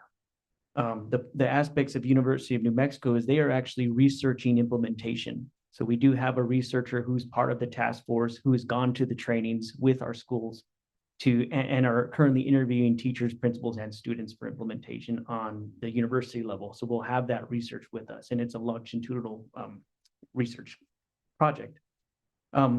With the Albuquerque Teacher Federation is working with them to look at how do we incorporate educator voice in what we're doing with our strategies.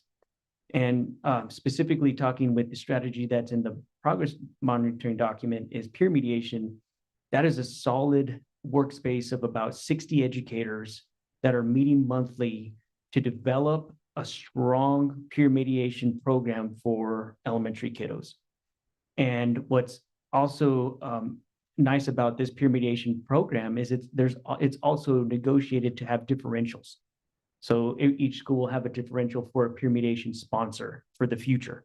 So that's not only are we building the program, but we're also looking at sustainability and also professional development for those that are taking that on next year for peer mediation. So we're really excited for this because if you look at the open responses, and I thank you, Mr. West, for looking at, letting us know that those open responses are just as vital as the quantitative data. And so when we look at these open responses are shared with the district task force so they can see the true, authentic, verbatim responses from our students that are saying these things. And we adjust our strategies and we adjust what we're trying to do to address the data. And so those are just some of the things that build that solid trust amongst the partnership between our entities, governmental agencies, the ATF, UNM, and APS, to really look at holistically the systems. And when we talk about Goal 4, it's really about the systems and mindset. The mindset of the actual culture of care training focuses on accountability, because with culture of care, it doesn't mean there's no consequences. And actually, there's actually more accountability with culture of care. It shifts from accountability being punishment to accountability being understand, impact, and repair harm. And it's teaching the skills to be able to do so.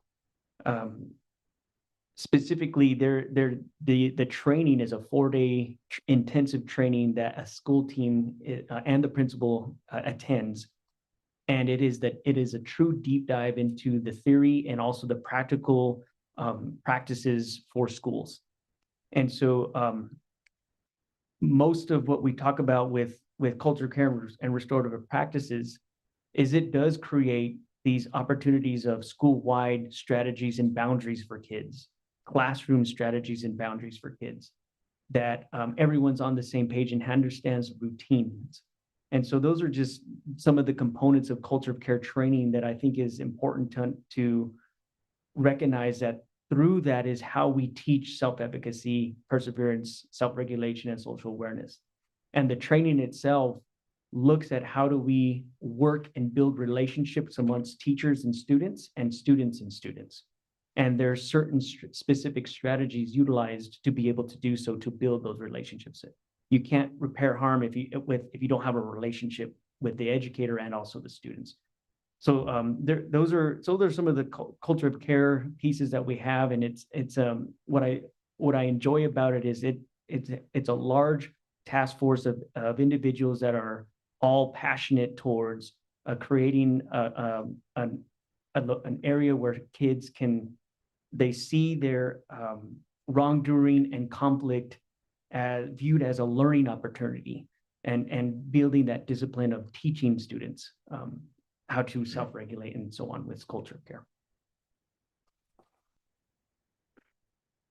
I have two more, but I can come back if Okay, anyone else? Okay, let's, Board Member Jackson and then Board Member Benavides, and then we'll come back. Thank you so much. So you kind of anticipated, Dr. Salazar, what my question was going to be. So I'm going to have you, it's in 3 parts. No, just kidding. But I appreciate it, but I kind of want to circle back to the reason that we're here and what the report is telling us.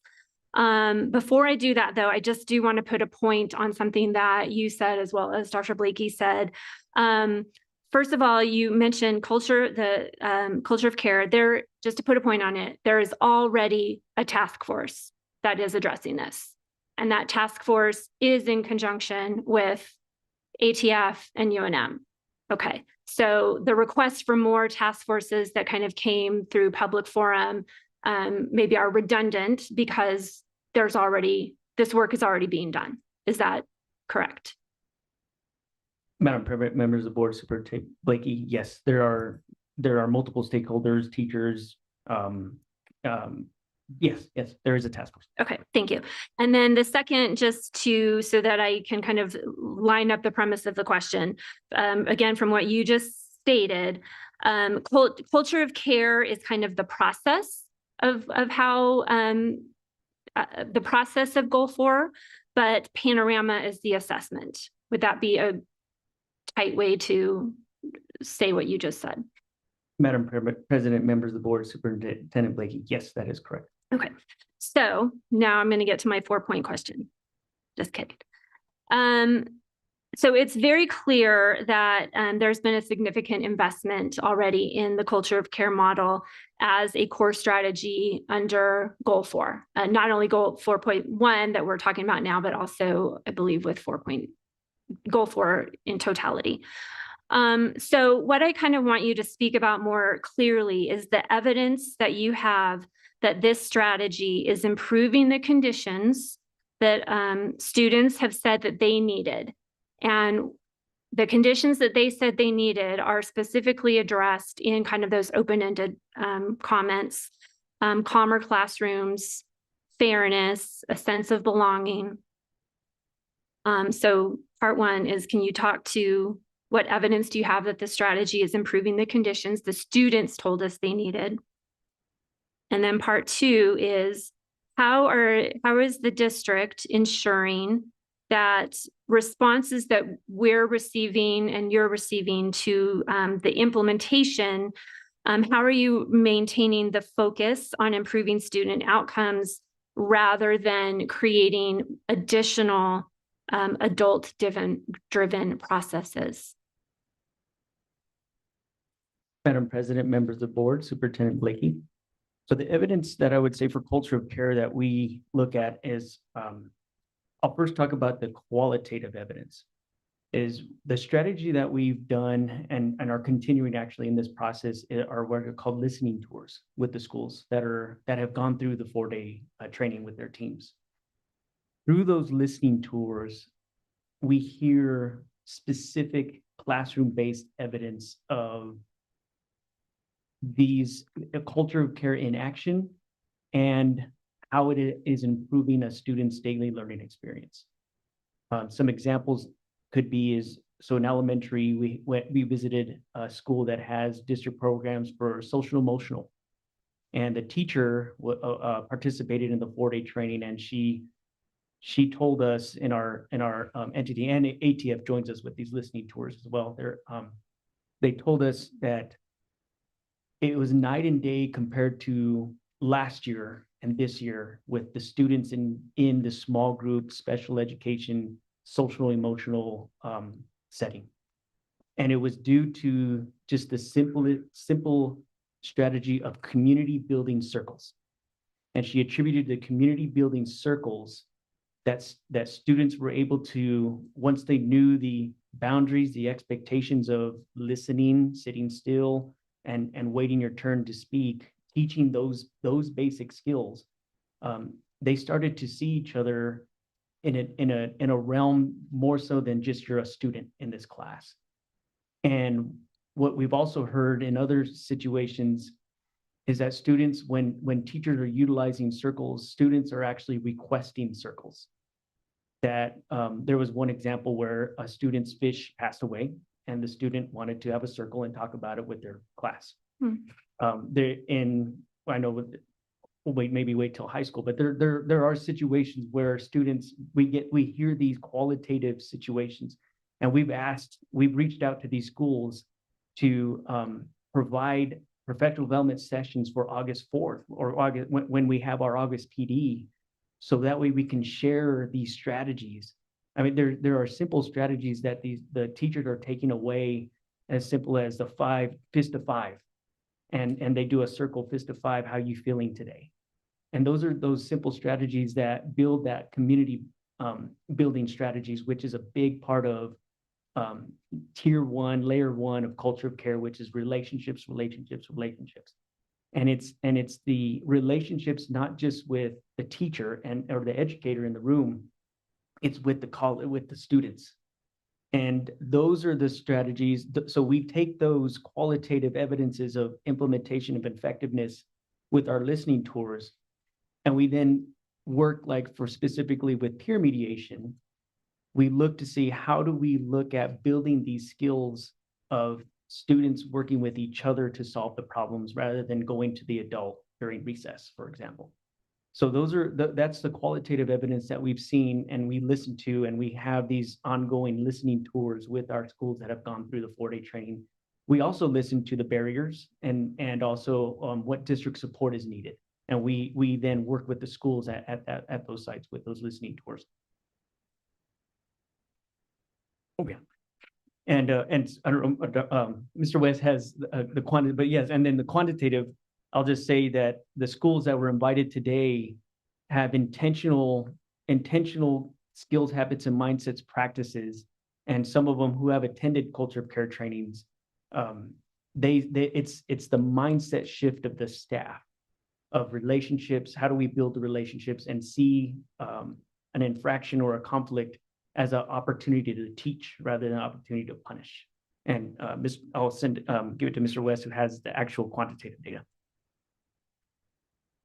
Madam President, members of the board, Superintendent Blakey, I just wanted to also give you, so in addition to the 4 topics that you asked us to measure for the board goal, we also measure sense of belonging.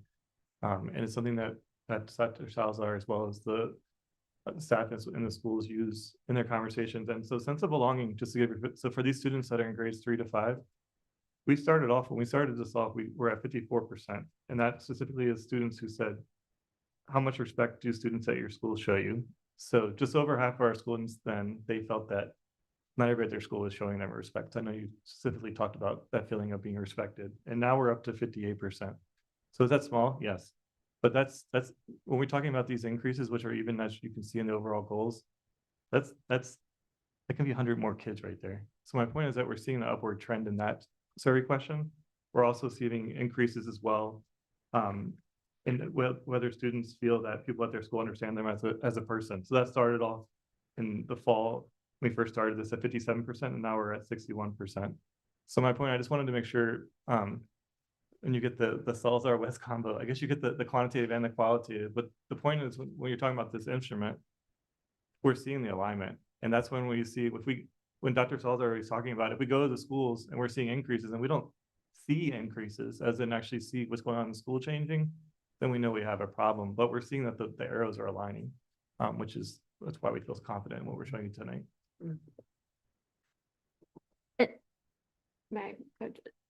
So then just to kind of wrap it back around to what the second part of the question was how are you ensuring that any responses to concerns about the implementation are remaining focused on student outcomes? What you're responding back to me is that you have the listening tours, you're seeing the qualitative data, you're seeing the quantitative data. And so that is allowing you as a district to remain focused on the student outcomes, because right now you're not seeing reason for concern. And Madam President, members of the board, Superintendent Blakey, I would also add that with culture of care, it takes 1 to 3 years for full implementation. So that's why we're having these ongoing listening tours to see how is year 1 going. And there's a continuum of where you're supposed to be in implementation, and year 1 is all about relationships and circles. And then you get into restorative conversations, restorative circles. Those are the kinds of things. So it's all about building relationships for year 1. And so that's where when we look at these, we also see that one of the things that we hear is how do we get all teachers to take these trainings? And so those are working with the schools to figure out when can we provide the professional development for specific strategies, because to have every single educator take all 4-day training, that's something we're trying to figure out with the schools. That might lead me to one more follow-up, but I'll hold. Okay. Josh? Go ahead. Oh, no. Yes, sure. Go ahead. My fault. No worries at all. Thank you, President Tomorito, and thank you all for being here this evening. And thanks again for another well-done report. And it's always good news to hear that we are on track. So I appreciate that. And great job, students and teachers. So my question is about replication of effective practices. And so I imagine you all know which schools and classrooms are making the strongest gains here. And so have we communicated those practices to other schools? And if so, how does this factor into the overall strategy to stay on track? Madam President, members of the board, Superintendent Blakey, in working in partnership with Albuquerque Teacher Federation, as well as letting schools work with their instructional councils to see if they're ready, we've seen that as schools get this opportunity to explore, we're seeing grassroots take effect district-wide of seeing a school that is culture of care, listening to the educators that have attended. And that is actually, we are now getting schools reaching out to us to say, when can we get trained? When can we send a team to get trained? And so those are because we're showcasing when we have our administrator meetings, for example, we do celebrate the schools that have large gains. And so those are those areas where we have those opportunities to showcase the schools that are have high increases. And then also, like I stated with Board Member Jackson, the listening tours as well, those specific strategies, we asked them as a follow-up, like, we really need you to lead some PD, like when we do our August 4th, when we have educator open professional development, we highly encourage you to lead it, because you are doing amazing things at your schools. There's amazing things going on in our schools, and we just need to have them do that and show it. And thank you, Dr. Salazar. I do want to hit on something he had said about the other schools being recognized, because I think that in the past we have fallen into like being known for the negative things and not the positive things as individual schools. And so it becomes a self-fulfilling prophecy for the students and the staff when it's just always, so we flipped our principal meetings to really celebrate where we see successes. And then the rest of that day, the schools are working together. So if East San Jose was, recognized for having growth, then their peers are able to ask them, what is it you're doing? And they visit each other's schools. And so I think that it's important to note, and the principals have started to note too, that we have a lot of answers here if they can visit each other's schools. And so first is identifying the schools, publicly recognizing them, and then allowing them the time to be able to visit what is happening in their own backyards that they, are able to really showcase. Okay, thank you so much for that. One of the comments that I get all the time, and then we also got this at the town hall we recently had, is that the educators really want the opportunity to collaborate with other educators who are, doing things that maybe they're not doing things right and getting the results that they need. And so this is not a suggestion, this is just an observation, but thank you for encouraging that. President, if I could, thank you so much for being with us tonight and for the report. And so I hear, we have qualitative data, we have quantitative data, but I have real life data. My son is in 5th grade, Tres Volcanes school, collaborative community school. And I asked him about this, and I've heard from his teacher, and Mr. West, I'm sorry, but my son is very honest and takes these things very seriously, and answers these questions honestly.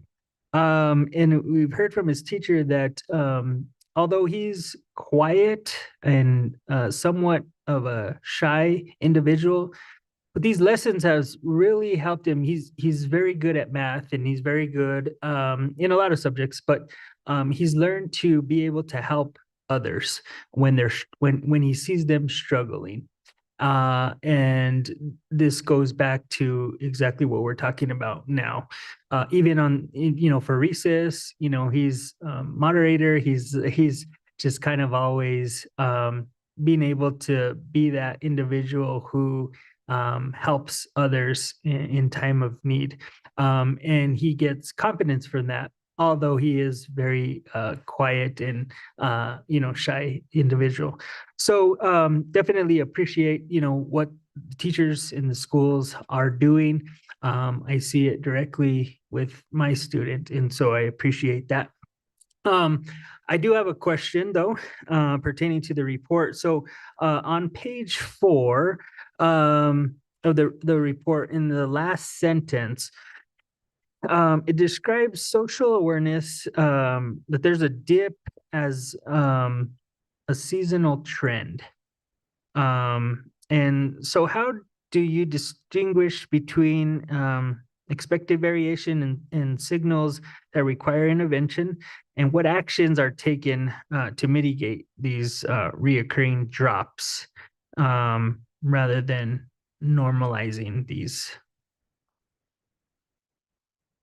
Madam President, members of the board, Superintendent Blakey. So I'm going to speak to it again. It seems like that's the way we work well. I'll speak to it from the data side as opposed. So we do have leadership scorecards. So the schools, in addition to all, I have them up. I hope you don't mind.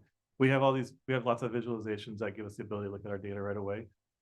So in addition to every staff member having access to these visualizations, we do also have a leadership scorecard where the schools can see how they're doing. So my point of giving you all that background is to say that this is an aggregate measure. So in that aggregate measure, there are schools that are going up and schools that are going down. And our goal is for everybody to go up. And that's actually and something that Dr. Salazar and I personally worked on together, is to make sure that everybody goes up. So even if you started out high, you're going to go up, because we want to do the best we can. We don't just want to bring certain students up or certain schools up. We want everybody to improve. So my point being there is that the first thing we do, at least once we have the survey data available, we do look to see where there are decreases as well as increases. And the increases, they go to board services and the superintendent as well to make sure that we do recognize those schools. That's one of the first things we do with our results, but then they also go, Dr. Salazar and his team, as well as the principals, do receive this data. And that's where we try to then dig into, well, what might be happening in the school that's causing them to maybe go backwards or to have another decrease. And that's where I'll have to leave it to Dr. Salazar. Madam President, members of the board, Superintendent Blakey. To go along with that, we categorize it as on track, off track. And we also look at goal 4.1, not just as one goal, but it's actually 4 goals with each component its own goal that if you're on track, off track. And so schools that were off track in all 4 areas, off track just means the goal that we put is a school should grow 2% every survey. And that helps us identify where maybe schools are not improving in certain areas, and working with the schools to say, if you're off track in all 4 areas, what do we do? Let's look at and we send our school climate team to support that.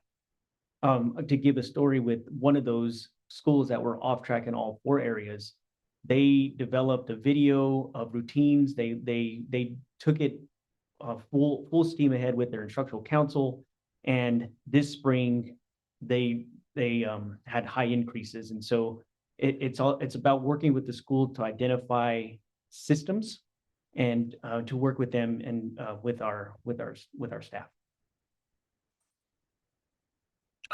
Thank you. And thank you for that. Appreciate it. And I also did want to touch on the peer mediation program.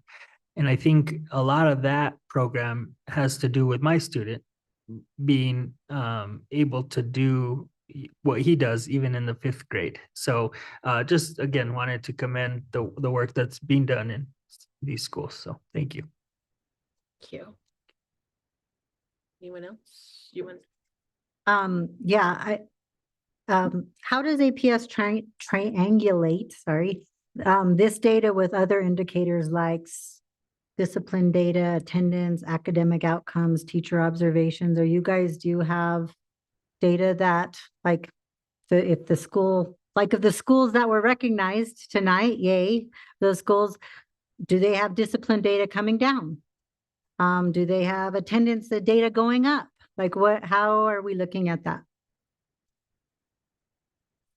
Madam President, members of the board, Superintendent Blakey. So we, I think I alluded to earlier, we have done it and we will do it again. We have looked at to make sure there's a correlation. So if the schools are going up, are we also seeing that the students are also showing increases in what they can do and what they know? And that tends to be measured by our interim assessments, but it's also measured within the classroom with their formative assessments, as well as the different activities they do.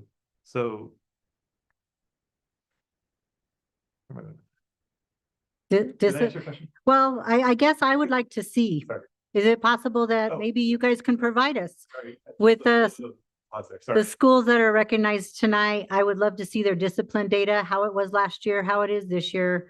Attendance data, I would love to see that as well. So if you guys would provide us with, so that I can see that there's a correlation, I would love to see that when we're talking about data.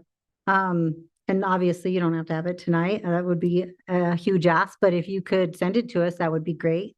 The other thing is, I think I went back and I've looked at a couple different progress monitoring for 4.1, and I know that it's come up in the past asking for disaggregated data. So if we could get that, because I know it's been asked and it's been promised, but I don't think, as far as I know, I haven't received it. So I would love the disaggregated data. That would be great.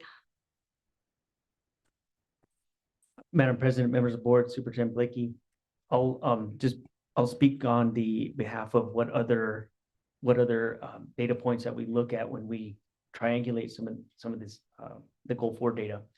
One data that really excites us, and we're digging in deep to the root cause of the effectiveness and why we're seeing the increases is our inclusive practices strategy, where we're looking at increasing students in setting 1 and general ed, and we are seeing schools that have increased their setting 1 in general ed setting, higher goal for. So those are like some of the triangulation we're looking at is that's a specific example of a data set that we see setting one data and goal for data when one increases, the other one increases. And I'll send to Mr. West about the other data to give you. Thank you. And also thank you for the save, Board Member Benson. Madam President, members of the board, Superintendent Blakey. I was also going to say that, so there's two things that we do. So we do triangulate it at the school level, which is what you're talking about, and we'd be more than happy to provide that. Just always as a shameless plug, that data is available on the APS dashboard if anybody wants to do it before we do. But we do have inside of multiple platforms now, it's also the student level data, right? So the stuff I've been talking about that we've looked at has been student level. And so the hard part about that is sometimes you'll see things at the student level that you won't see at the school level and vice versa. And we've actually started looking into even some of our nursing programs. We've been working to see what are the activities that our nurses are doing with individual students and seeing how is that affecting their goal for data. And that's something we've never been able to do before. But in those data sets, you'll hear us talk about student success systems. And that's based on the early warning systems. So attendance, behavior, course passing, or course grades. So that data is also given at the student level along with their strengths. So every teacher can see how their students are doing, not only in their attendance behavior, as well as the grades that they've received, but they can also see right there their strengths. So they don't necessarily get to see, whether they said something mean about their teacher or something, but what they do get to see is overall, how are they rating themselves on perseverance, self-regulation, self-efficacy, sense of belonging, social awareness, but it's there. So my point is that that's happening every day, and that's available to all of our school administrators as well as our teachers. So while we get you that list together, that data is available right now at the student level to all folks who work with our students. And President Tomorito and members of the board, following up to what Mr. West has with SAPR, the schools also can always look at, so all of that data is on the internal visualizations. And so schools can also look and see which are the schools that were the higher ones that they might want to, going back to Board Member Benavides's question, they could always go on and see which schools had the highest results if they want to see a certain school that they want to look into more. But all of that is available on SAPR. Okay. Thank you. Okay, this is just one quick follow-up to one thing that you said that kind of perked my ears a little bit. So I think the first thing is that I do want to point out that that the work that you all are doing is the work that is going to improve behaviors, right? Like we're hearing a lot about behavior issues. And I think that the work that you're doing so deeply is meant to address that. The thing that you said that I would make a little bit more elucidation on is you said we're having a hard time getting the teachers to take the trainings. And I guess my question is if restorative practices, if we have to use restorative practices per the negotiated agreement, right? I mean, it's in Article 21, we have to use restorative practices, then why would we be having a hard time getting people to take the trainings if this is the exact work that needs to be done in order to improve the behaviors? Madam President, members of the board, Superintendent Blakey, thank you for that question. I want to make sure that we're not communicating that it's not necessarily that there's not a desire to take the trainings, but there are many competing priorities. And one thing that's really important for us is to keep our teachers in our classrooms with our teachers as much as possible. So we can't pull them out for every single training. But we have done is help the schools prioritize, mainly through their 90-day plan, what training they want to lean into in that year. So I can't remember if Dr. Salazar mentioned it, but we are actually running cohorts of the culture of care training just to acknowledge we can't necessarily take out 6,000 teachers at a time to do this, right? But through smaller cohorting, we are able to do that. And correct me if I'm wrong, Dr. Salazar, but there's also a school team that is trained in order to go back and help spread that training throughout the school. So while we may not be able to pull all the teachers out for that specific training, we do have ways that we are accommodating the need. Yeah, okay. So just final follow-up, it said so far 26 out of 84 elementary schools have participated in the culture of care training. And I'm assuming that the goal is to get to 84 out of 84. We're just, it's 3 years. It's going to just take a little while to get there. Okay, thank you. I have one more. I have one more question. I was at Garfield when we started restorative practices. And I know as a teacher, I felt very abandoned as far as discipline because the restorative practices took over. It takes time, like you said, to build. It's not an overnight thing. It's a 3-year at least. Garfield restorative practices right now are like a shining star as far as I'm concerned. But I'm wondering what kind of training are administrators doing so it's not just a drop of discipline and going to culture of care, that there's a kind of a you know what I'm saying? Like a transition, I guess, is like you got to have discipline until the culture of care and the restorative practice culture is created to your kids. It just can't be a drop of discipline. And I'm wondering what does that training look like for our administrators? Madam President, member of the board, Superintendent Blakey. So as we cohort, we develop cohorts or trainings, the goal would be to get to 9 cohorts, which would be all schools. And that goal is to actually get that done by the end of next year.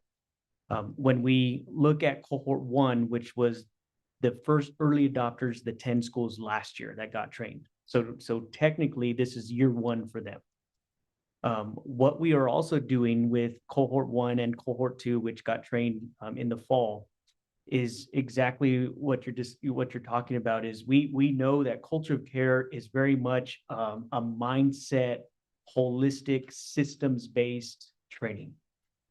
What we also have heard from educators is what about specific classroom management strategies to help with culture, to add enhanced culture of care in my classroom that are very specific. So with cohort 1 and 2, we have trainings with culturally relevant classroom management trainings for these schools as the next layer of support and resources and professional development, which actually is occurring next week. And so those schools are sending educators to get the classroom management training that aligns to culture of care as like the next layer of support and professional development for our educators. And then for the administrators attend the culture of care trainings.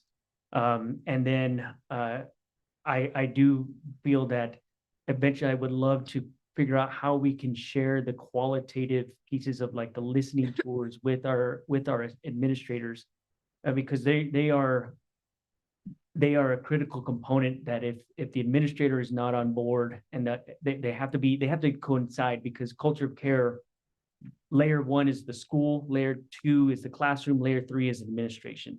And how those 3 layers work together, they have to all be aligned and they have to participate in the training. So is it encouraged that they don't have any discipline and they just go to culture of care and build relationships for administrators? Like, is that as encouraged, or are administrators still encouraged to have some level of discipline to support the teachers, I guess is what I'm asking. And I didn't hear the answer there. Madam President, members of the board, Superintendent Blakey, what I think I want to be really thoughtful about in the narrative around restorative approaches is not communicating that when we implement culture of care, we're abandoning discipline.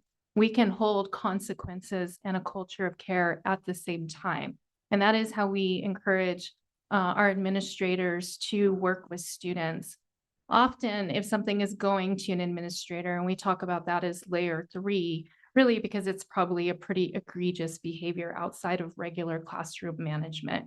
And so certainly there can be a lunch detention, even a suspension, if that is what is merited, but as well as this strategies and techniques where the adults are working with the student to help them understand the impact and then repair the harm. So it's a both and system. And I know that it's kind of common for people to say, oh, restorative approaches means we have these classrooms without boundaries. And I just want to be really thoughtful. We can have both and, like, it's okay to consequence and also work with the student to repair that harm. And that is really how we're working with the adults. Thank you. I appreciate that. I mean, I want you to know I'm very supportive of restorative practices. I am, but I do know there is definitely growing pains through the process. And I, as a teacher, would have really appreciated a little bit more discipline and structure from the administrators while we were, you know, moving down that three-year calendar. So thank you. Board Member Benavides. Thank you, President Tomorito. So I wanted to draw everybody's attention to the superintendent's interpretation of the data, specifically the last line. It says, while social awareness was lower this spring than last fall, the seasonal trend has occurred consistently over the past 3 years. And so I'm really curious about that. So have we identified the factors contributing to the decline? And if so, how do we plan to address them to maintain progress toward the goal? Long-term progress, which I know we're on track, but I'm just really intrigued by that. What's happening in the fall and changing in the spring? Madam President, members of the board, Superintendent Blakey. And when we look at the goals, the reasons to fall to fall and spring to spring is the seasonality. And so talking with principal advisory councils and students, I often ask the students, why do you think the spring survey is a little bit lower than the fall survey? And the students are saying, well, the assignments are harder. The kids know each other more. And so now we're being able to have a little bit more conflict. And so the kids are just saying, yeah, it's that seasonality that we are getting in the middle of our year. Assignments are harder, expectations are the same, but it's like now the concepts built in the fall are now more elaborate. And so that's what the students are saying is the assignments are a little bit harder. Kids know each other more, so they know how to pick the buttons of each other, and the teachers, they pick the buttons on the teacher. So I think those are like the things that we try to work with, is how do we help that seasonality? And we know it's there due to research. And I don't know if Mr. West can kind of talk about the reasons why we do fall to fall and spring to spring rather than fall to spring. Madam President, members of the board, Superintendent Blakey, just like Dr. Salazar said, so if anybody's been in the classroom or if you've been a camp counselor, that comes to mind for me right now. But yeah, things get a little bit different at the end of the year. And actually, I would speak to, that's one of the things, and we actually talked to Grandma about this as well. And this does happen, it's not just an APS thing. There's seasonality. And I just wanted to point out, so one of the things too is, remember there are questions behind each one of these topics.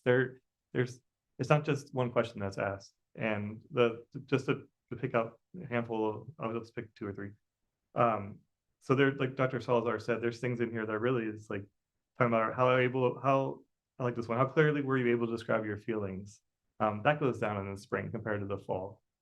To what extent were you able to stand up for yourself without putting others down? That goes down in the spring compared to the fall. Another one, when others just disagree with you, how respectful were you of their views? So again, while we look at both of them is to make sure that we're not having a false positive where we're just saying, let's look at it every fall. We're going to come to you and say, hey, this is how we're doing. We only had school for a couple of months. We're making improvements. We want to make sure that we're making sustained improvements, excuse me. And by that, we're always looking for our spring to be higher, right? We want our fall to be higher, but we also want our spring to be higher. And that's one of the unique opportunities we have, which I don't know how many other districts do this, but by doing it twice a year, we're really holding ourselves accountable to make sure that we're not just, I don't want to say cherry picking, but we're not just measuring it when things are high. We're measuring it when the tension increases as well. And I think that also goes to some of the, I don't know the culture of care, but I'll talk about it as my colleagues do, but again, it's that idea you have to have discipline and you have to have a culture of care because people are dynamic and things do change over time. So I hope that helps explain a little bit more about why we see that dip. But again, our focus is for both to go up, and that's why we report to you twice a year. Right. No, I understand that and thank you. But it says specifically social awareness. So it's not saying that perseverance is higher in the fall than in the spring, and self-regulation, self-efficacy. It's saying social awareness. So have we identified why social awareness specifically decreases in the spring? Madam President, members of the board, Superintendent Blakey, that again is, so with self-efficacy, perseverance, self-regulation, sorry, social awareness. So those things students are really reporting in those questions, when you read them, they're kind of about like, how do you think about yourself? So they're very self-reflective. And I will say that when I read the open-ended responses, this is something Dr. Salazar and I think we enjoy doing. They're very sobering, but these kids know themselves, and the things that they write are very profound. The language that they use progresses as they get older, which is also fascinating to see how a kindergartner maybe feels about things compared, sorry, not a kindergarten. We do not serve a kindergarten. I'm sorry, I was just going low. A third grader, thank you, Ken. Compared to a sixth grader, compared to an 11th grader, there is a continuum there, but the feelings are the same, which makes me feel good as an adult, because I still feel those ways too. But the language that they use, and also the things that they ask for, and my point of bringing that up is that self-efficacy and perseverance, as well as self-regulation, they're kind of more to like, I feel like I have these skills, or I'm able to do this. A lot of the questions are, when you're working on something for extended period of time, well, it's perseverance, right? How able are you to keep doing it? So it's kind of these ideas of self versus social awareness, which is, okay, how are you doing amongst others, right? So that's that, not to diminish it, but that's how well do you play with others, I guess would be the way that I would evaluate myself in that category. But it is affected by those around them. Not to say that you're not affected by how well you do in school by those around you as well, but we just don't see that. We don't see that decrease as much as we do on this one. And I think from what we've seen in the comments, as well as what Dr. Salazar is seeing when he goes out and talks to the students, is they're students, so they're in school with other people. So there are a lot of factors that go in there after you've been with the same people for 8 months. So they're becoming very familiar and comfortable and kind of getting on each other's nerves, maybe. Okay. I get it.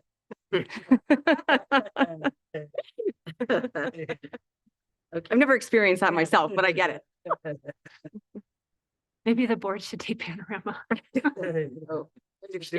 On screen. Maybe we should. We should. I like that Maybe idea. we should do our own goal for and figure out where we rate before we expect other people to do the same.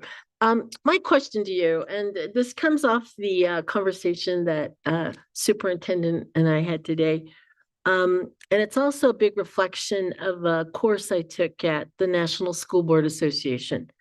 In a perfect world, if we were looking at this goal and we were looking at growth and to sustain growth, I think there has to be more partners at the table.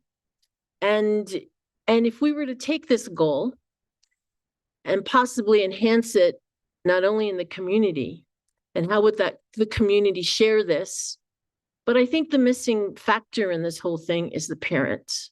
Because our conversation, and I can tell you of all the incidences that I've seen in the community where kids are hitting their parents and they're angry and they're walking out of, they think they can have control, have the tantrum, do what's needed. And then you see a parent who has no idea what to do. And that's very concerning.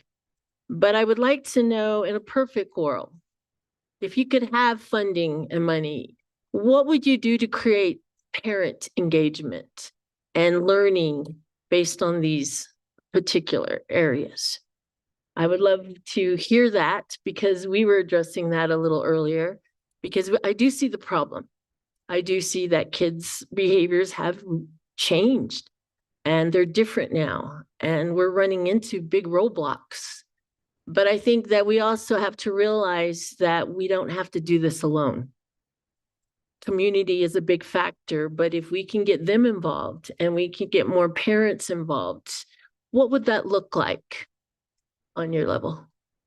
President Tom Morito and members of the board, I think that one of the things as far as funding. And I appreciate that this is a community effort in how we support our students, particularly the students that we see with the most severe behaviors. Because there aren't any of our students with the most severe behaviors that I know we have ever talked to the parents and they're like, what? They never do that at home. These are severe behaviors and quite frankly, children that are living through trauma and their parents nor the child knows what to do.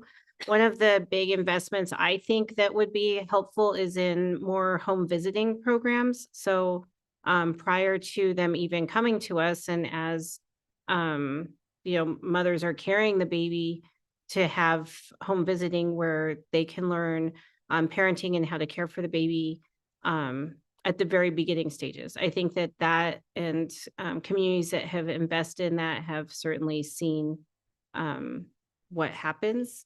I appreciate the state's investment in early childhood and in the after school childcare. I think that will help, but I think in getting to working with parents, the more we're able to do more home visiting as a community, not as the district. I don't think we necessarily have the skills for that. I think that would be really helpful in how we work to support our families. And as we look at these behaviors, that I think it is important to know that it's nothing that is new to us. We have seen this escalate in the past few years, particularly when we came back from the pandemic.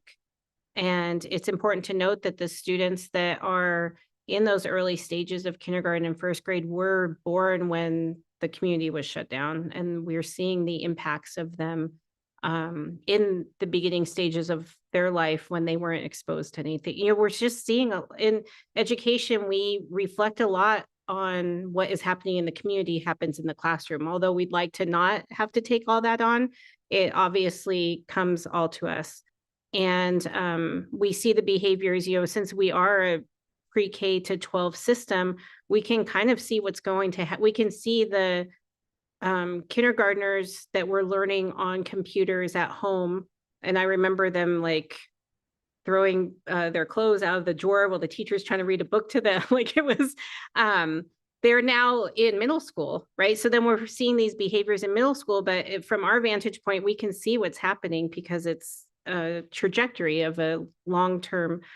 So I do think that funding at the early stages is the investment. I also think that as a community and as a state, really coordinating the agencies of the Department of Health, the Public Education Department, and CYFD is really important to address some of the concerning behaviors we have and to work with families, because we have families through all these agencies that we're all really trying to support in different ways. But I think if we collaborate together, I think as large entities at the state policy level, I think we could really help in supporting families and parents in a more systemic way rather than multiple agencies trying to just like problem solve at the moment. Punitive. Yes, exactly. Anybody else? How would you like to spend the money, Dr. Salazar? Madam President, members of the board, Superintendent Blakey, it's been an honor and privilege to lead Goal 4. And selfishly, I have two little girls, 5 and 7 years old, and they've been practiced on with a lot of these skills. And as a parent, just understanding how critical self-regulation is, for example. To teach self-regulation at an early age is so critical, because and understanding as a parent that it's like Board Member Benson, it takes a long time. Doing a circle is not going to solve a problem but tomorrow. It's going to start building the relationships. And what we see in Goal 4 and working as parents with Board Member Martinez talking about peer mediation, through Culture of Care, they talk about that is one of the strategies of peer mediation. And they've had it where the peer mediators have been trained so well at the school that they're peer mediating parent conflicts. So I think that as we continue to rely to work towards these strategies, I truly believe in these strategies, in peer mediation and Culture of Care. that we do need to realize what funding are opportunities to work with other agencies in the pre-K realm. And I do think that a big thing that we could look at is the attention spans and screen time. I know there's a lot of research on brain development, and I see that infants are in front of screens. I mean, it's something, not just Albuquerque issue, it's a national issue. Recently I was at, Disney World, and kids were on their screens rather than being in Disney World. It's like, really? So it's like, it's a national thing that we have to really look at, and some kind of funding to help understand brain development and parenting. It is something that I would love to explore. I know that my children were 8th graders before we had the, cell phones in high school age, and it's just a real awakening. But I have been, my sister was a teacher in the very early Head Start. She stopped because she said parents are not potty training, children are not eating at tables. We have to diaper them, we have to do all these things. And she said they have no idea how difficult that is, and then teach at the same time. So I do understand that frustration, but I also think that there has to be a way, especially to create sustainable growth. We have to get to a place where there's this language up here, but it's a different language when we get down to parents. And how do we get them to understand? Not only when they're communicating with their teachers and talking and even being disciplined when they're called to that table, that I think many times we have to take that time and figure out how we're going to communicate. And I understand everything that's going on, and I'm really grateful at the same time for when I did come on the board. These were not intense. We've really grown in giving this data, and you've heard us in many occasions. And I think that's why, when we look at this, it's all these years of taking information and trying to fuel it, but also listen to what we're saying. But I do commend you for the work you're doing. But I also know that it's not easy. And, but thank you. And hopefully as we move forward, it's just going to become better, because we do have some amazing people on this board, and they're asking some very intense questions. But I do know that it's going to take this type of communicating and dialogue to get to these deeper issues. And hopefully that's what we're going to see as we're moving forward. But thank you for this opportunity, and thank you, board, for asking these critical questions. And you're going to do that next time we sit here to be able to have this dialogue. So thank you. I don't know, does anybody else want to have? Are we? I want to thank you. And I do hear Dr. Blakey and Board Member Courtney that I do want to acknowledge the schools that are seeing, positive effects. And I just want us to get there all the way across the board. I want school kids to be doing better all the way across. So I do want to acknowledge, I don't want to ever sound like I'm just a downer. I don't want to be a downer. So thank you, guys. Okay. Are we done here?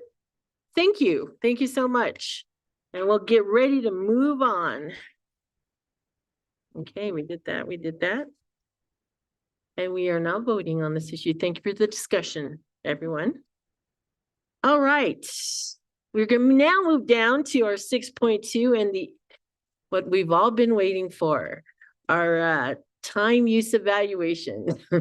But what we're going to do here is explain a little bit more, especially for new board members, because we're really trying to see if we have to implement change, look at something different, but just so that the process is explained enough so that there's an understanding of why we did what we did, but also to say, is it enough? So I'm going to give the floor to Board Member Benavides.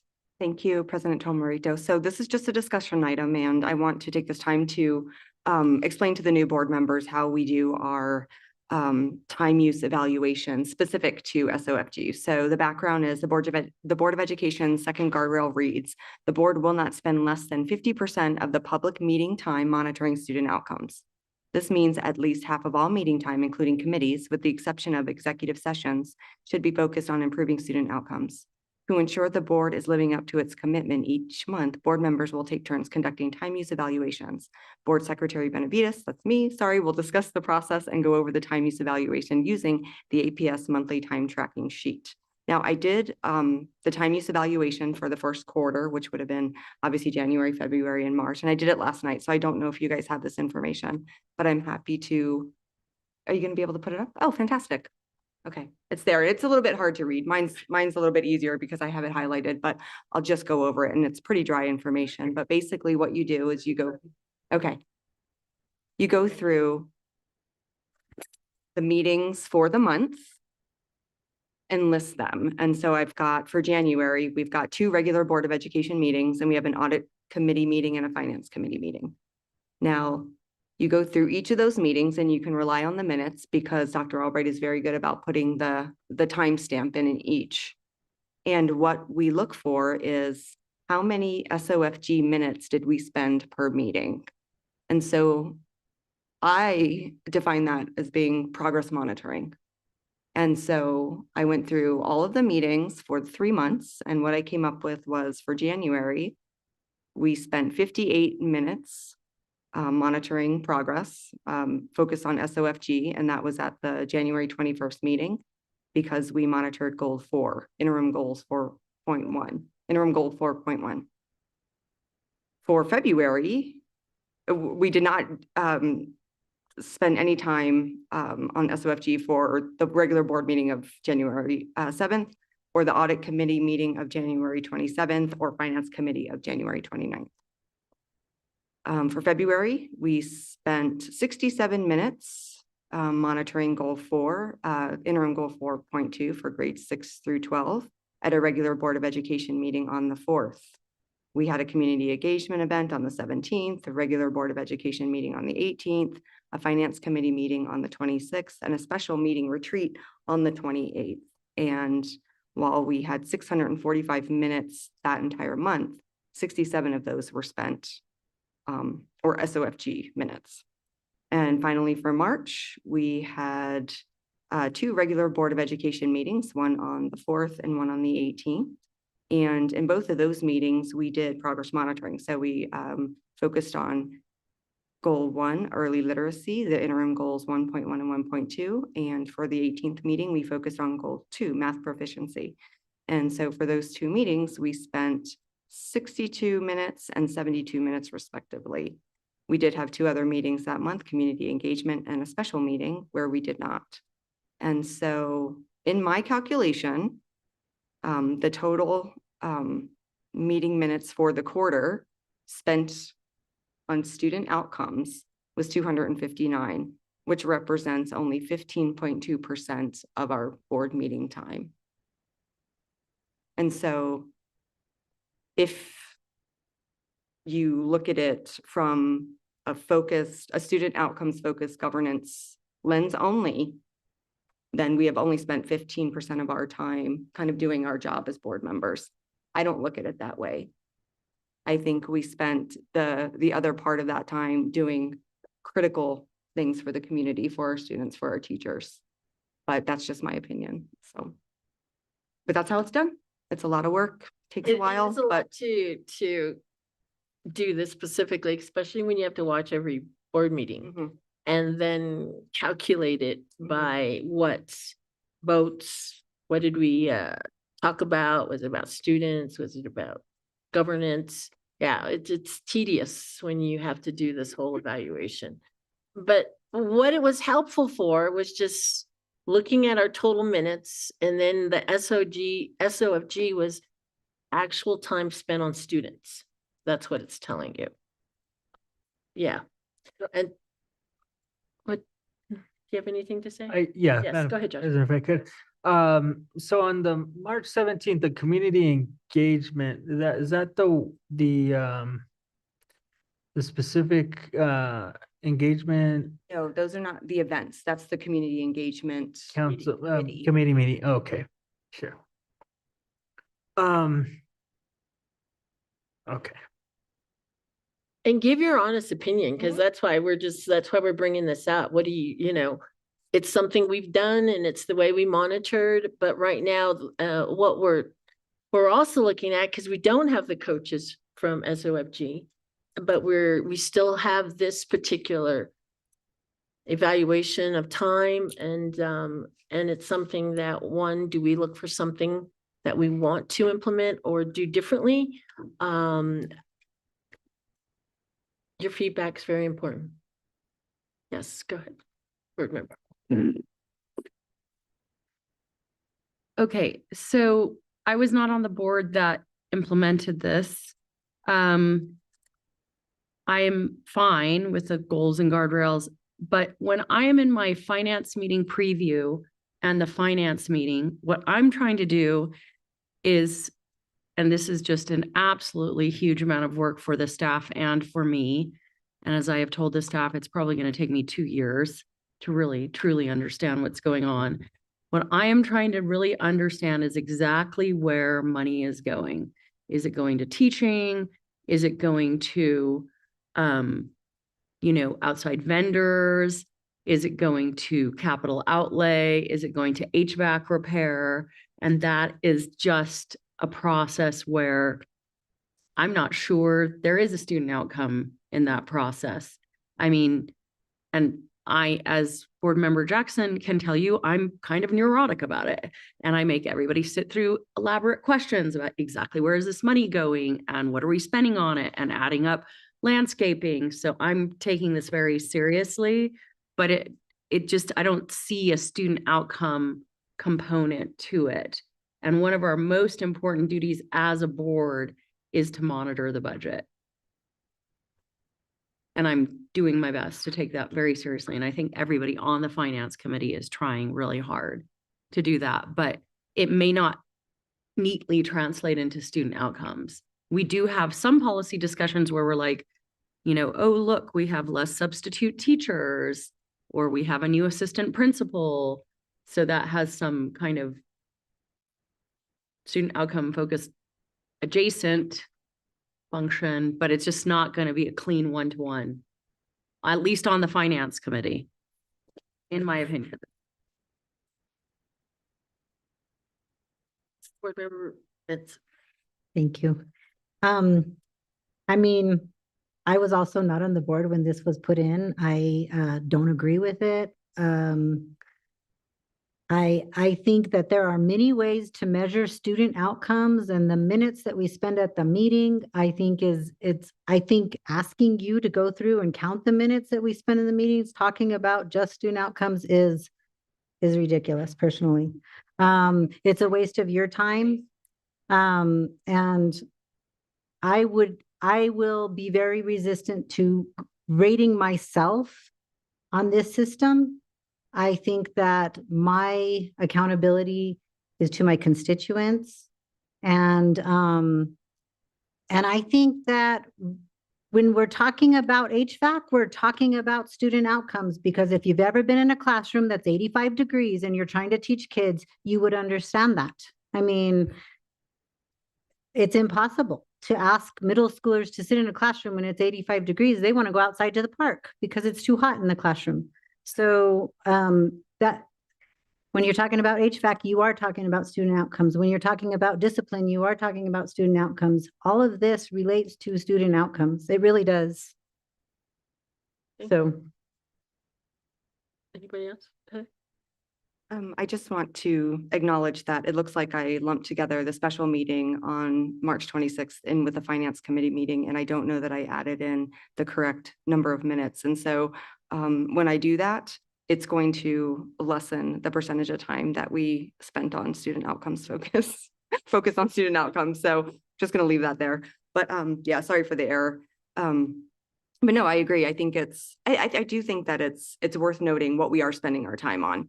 I think it's a lot of work, and I think we can use this to inform ourselves how to better spend our time and shape the conversations that we have, as opposed to getting down on the board for maybe not doing the work that we're supposed to do. And I don't think anybody gets to tell us what that is other than our constituents, honestly. So I think we can use this as a tool to inform conversations that we have in the work that we're doing, but I don't think that we should use this to say we only spent 15% of our time on student outcomes, because that simply just isn't true. Anyone else? Joshua? No? Go ahead, Courtney.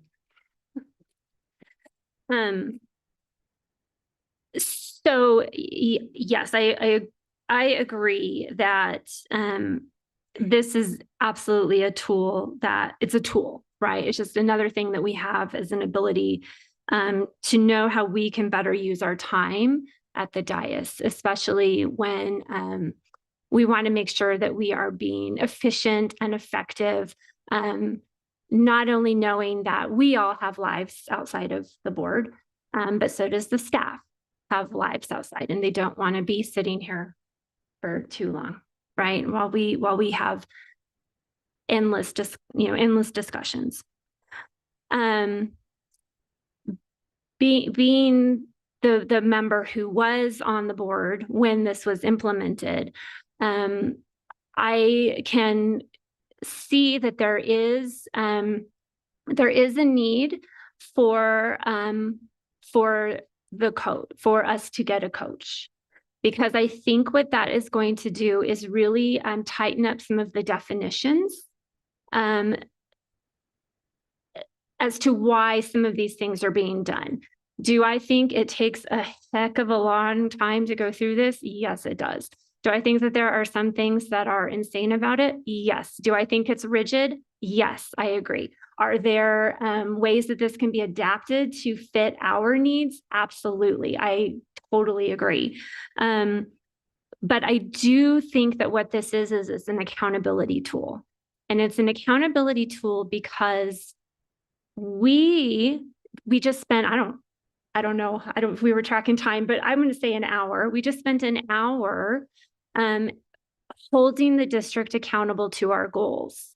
And I think it's important that if we are holding the district accountable to goals, that we are holding ourselves accountable to having the types of conversations that are the most impactful for what our responsibility is. And our responsibility is governance. Our responsibility is not management. And I think oftentimes where the time tends to get away from us, and again, like looking at this simply as a tool, I'm not looking at the 15%, but I'm looking at the amount of time that is spent. I would venture to guess that some of that was diving into management issues that are very clearly the superintendent's responsibility and not ours. And so I think where this is going, what I hope will happen is that once we have the coach and once we have somebody just to kind of guide us and not railroad us.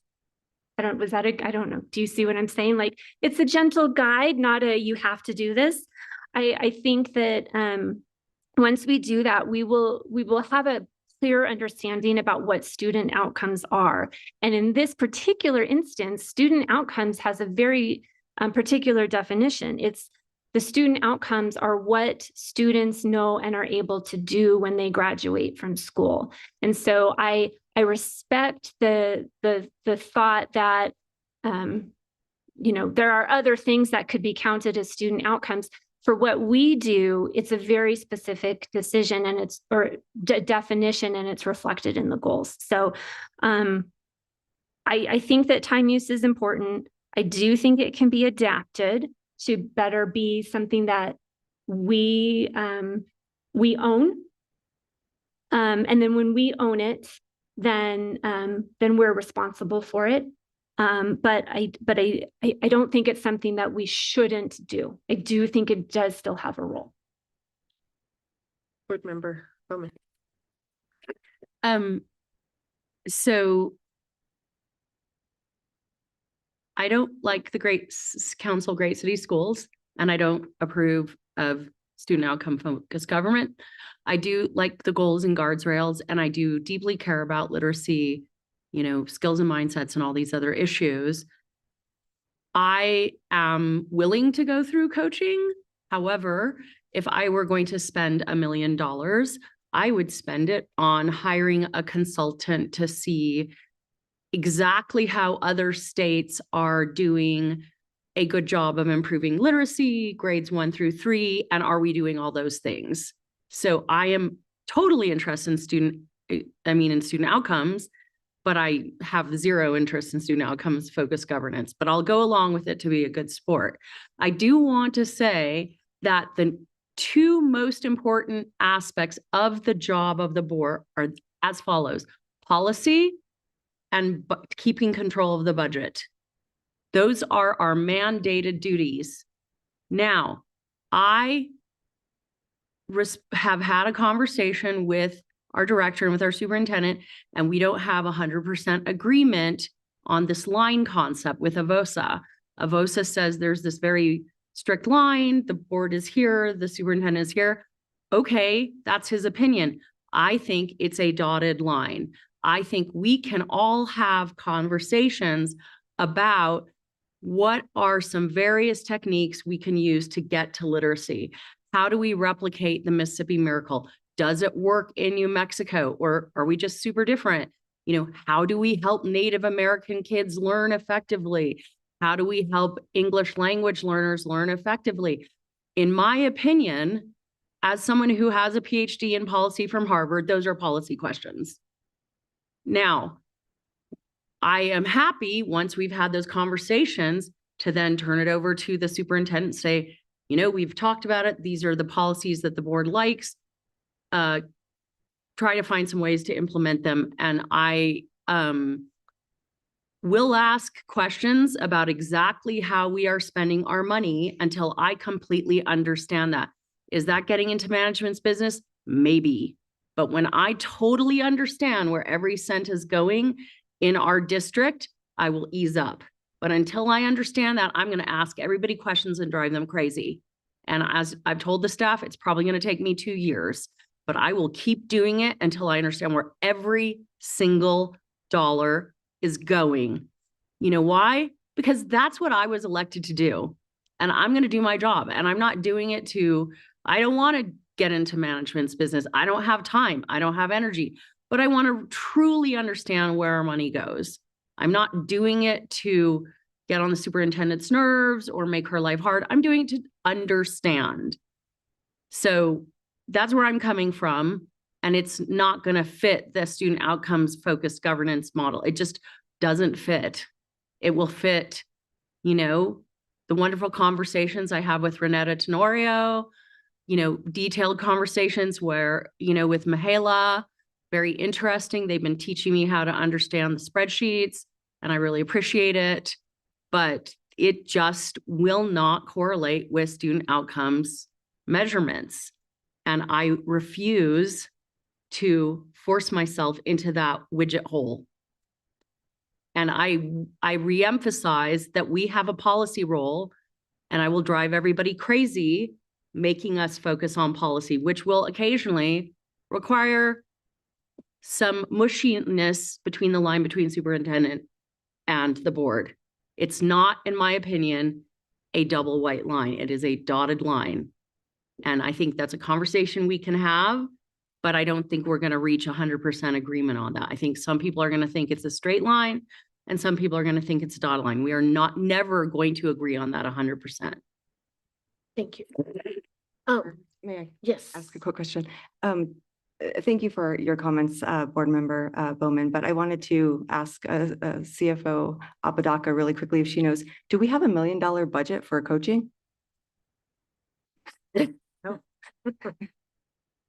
Okay, I didn't think so either. So I just want to be really clear that our budget is very, very small for that, I believe. And just, I wanted to remind board members that if and when we do get a coach, which I think we will, it's really up to the board members to use it if they want to. And so this is not a mandatory thing. And so it's not going to be a huge,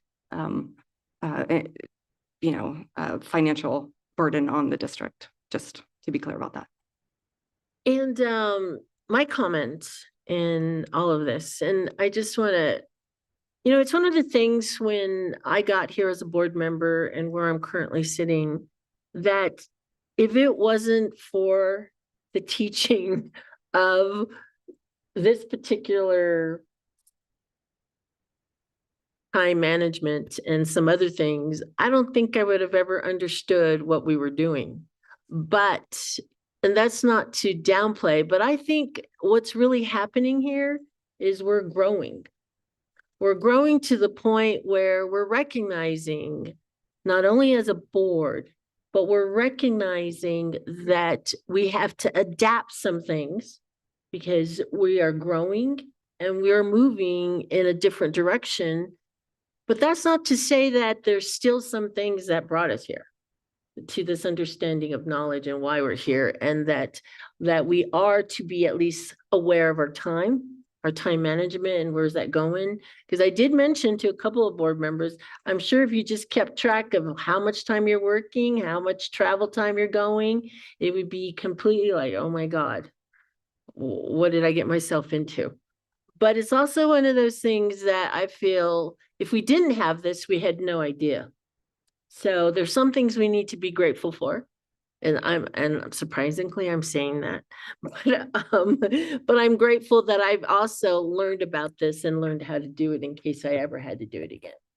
But thank you for these discussions, because we'll go into this other discussion that has to do with our self-evaluation. So, and this was one that it took a while to learn this. I was always like trying to figure out how we were grading ourselves. But when it went into the topics of vision and goals and values and guardrails, monitoring and accountability, communication and collaboration, unity and trust, and continuous improvement, there were some things we struggled with, because this is an evaluation for us as a board together in what we're doing. And we may disagree in some areas, but there was this point system that was created.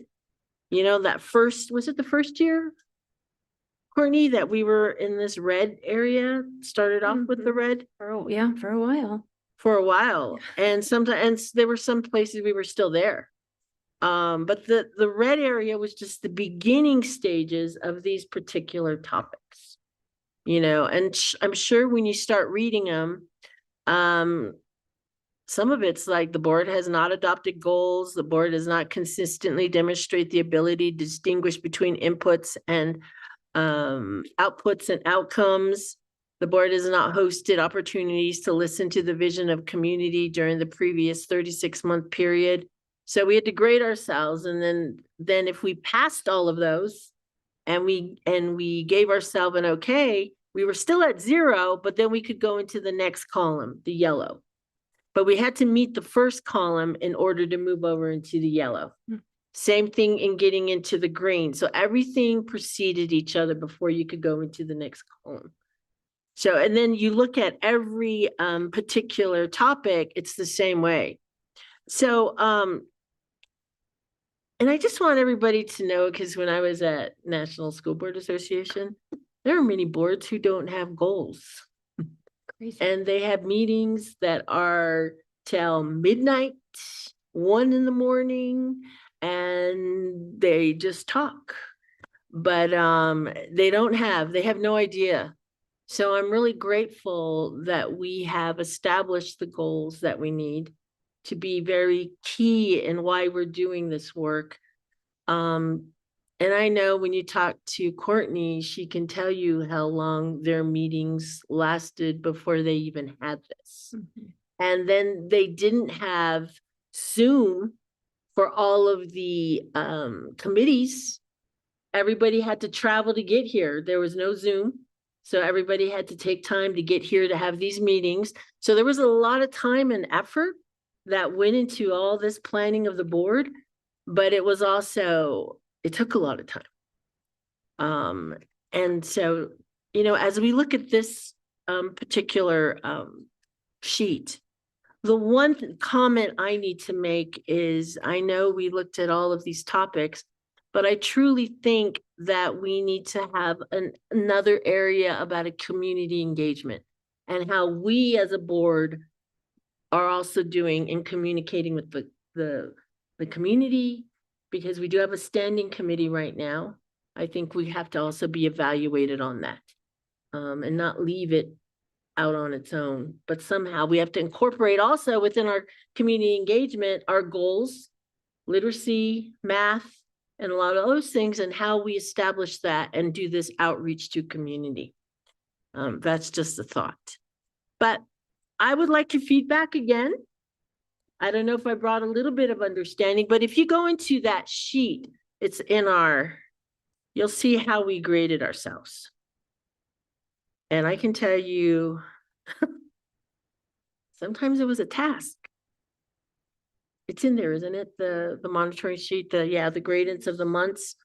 We had a hard time with Unity, and I'm pretty sure those of you who did watch our board meetings, you saw that and you knew that we had a problem.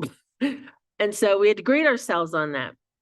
But and so it's one of the things that just as the previous with the time share, this was also just on us, and many times the audience was here to just hear us talk and talk about how we would grade ourselves. And I'm sure they would have a different grade for us if they truly could grade us.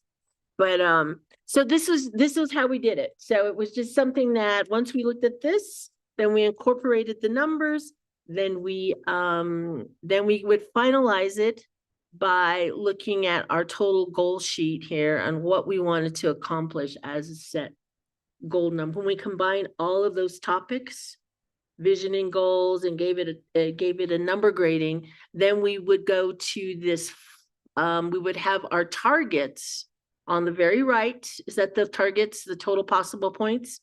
That's what we wanted to hit. But then when you go back to the actual like October and December and you look below, we did pretty good. We were at 70, was it 74? But there were times where was our lowest one? 56, 46. Yeah, we were pretty low. But then our, so we would have our targets. And sometimes we weren't meeting them, and sometimes we were literally failing. But so this is something to view. This is something that, one, if this is what we want to continue, or we feel we want to get more, we want to look for another model. I'm also calling forth, I think I think it's on the next sheet. So right now, I don't know if you want to have a little bit, I don't know. I want to hear your voices and what you feel about this. Just by you guys, especially new board members, just by you seeing and looking at it, what do you think about it? Because I know you guys will be honest. I mean, I think it needs work. Okay, it's good. It's a good comment. Joshua, what do you have to say? Yeah, I mean, I think there's some positive things about it. But I'd be open for some changes. But I do think there's some value in it. Okay, anybody else? I'll go last. Okay. Remember, Mercy? I think it's got a lot of good things. Maybe we need to add a few categories. Maybe we need to play with the weight. But, I can live with it with some edits. Okay.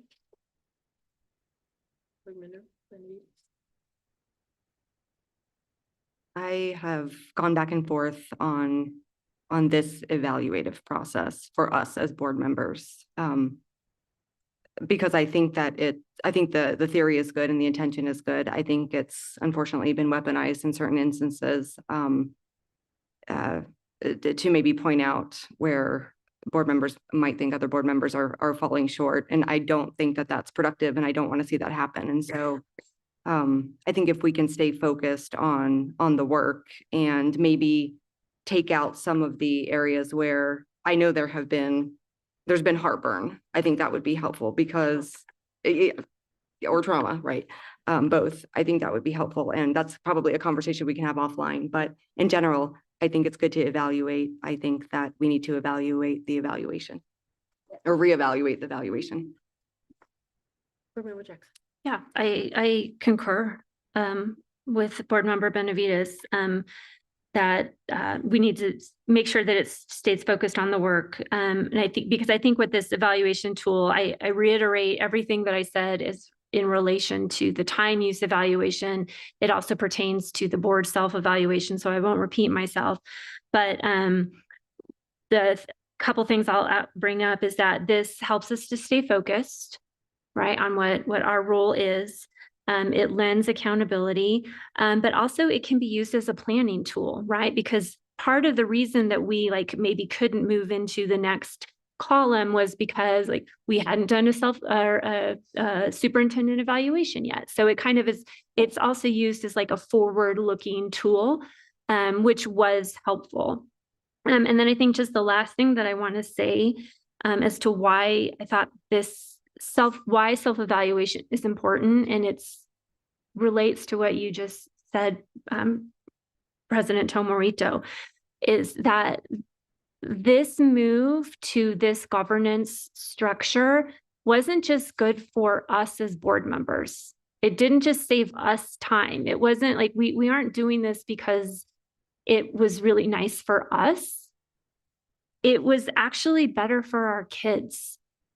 I really believe wholeheartedly that focusing on student outcomes is better for our students. Yes, it means that maybe I get to be home earlier than I normally would have, but by us focusing on what our students know and are able to do when they graduate, it gives us clarity, and it allows the real work of a school district, the real work of a board to come to fruition. And I think what's been awesome for us to see, for those of us who have been here, old, new, we're seeing that the outcomes are improving, and that's really cool. And so I think that's maybe a larger commentary on the governance structure itself, but I think the evaluation can be tweaked. Absolutely. Again, make it ours.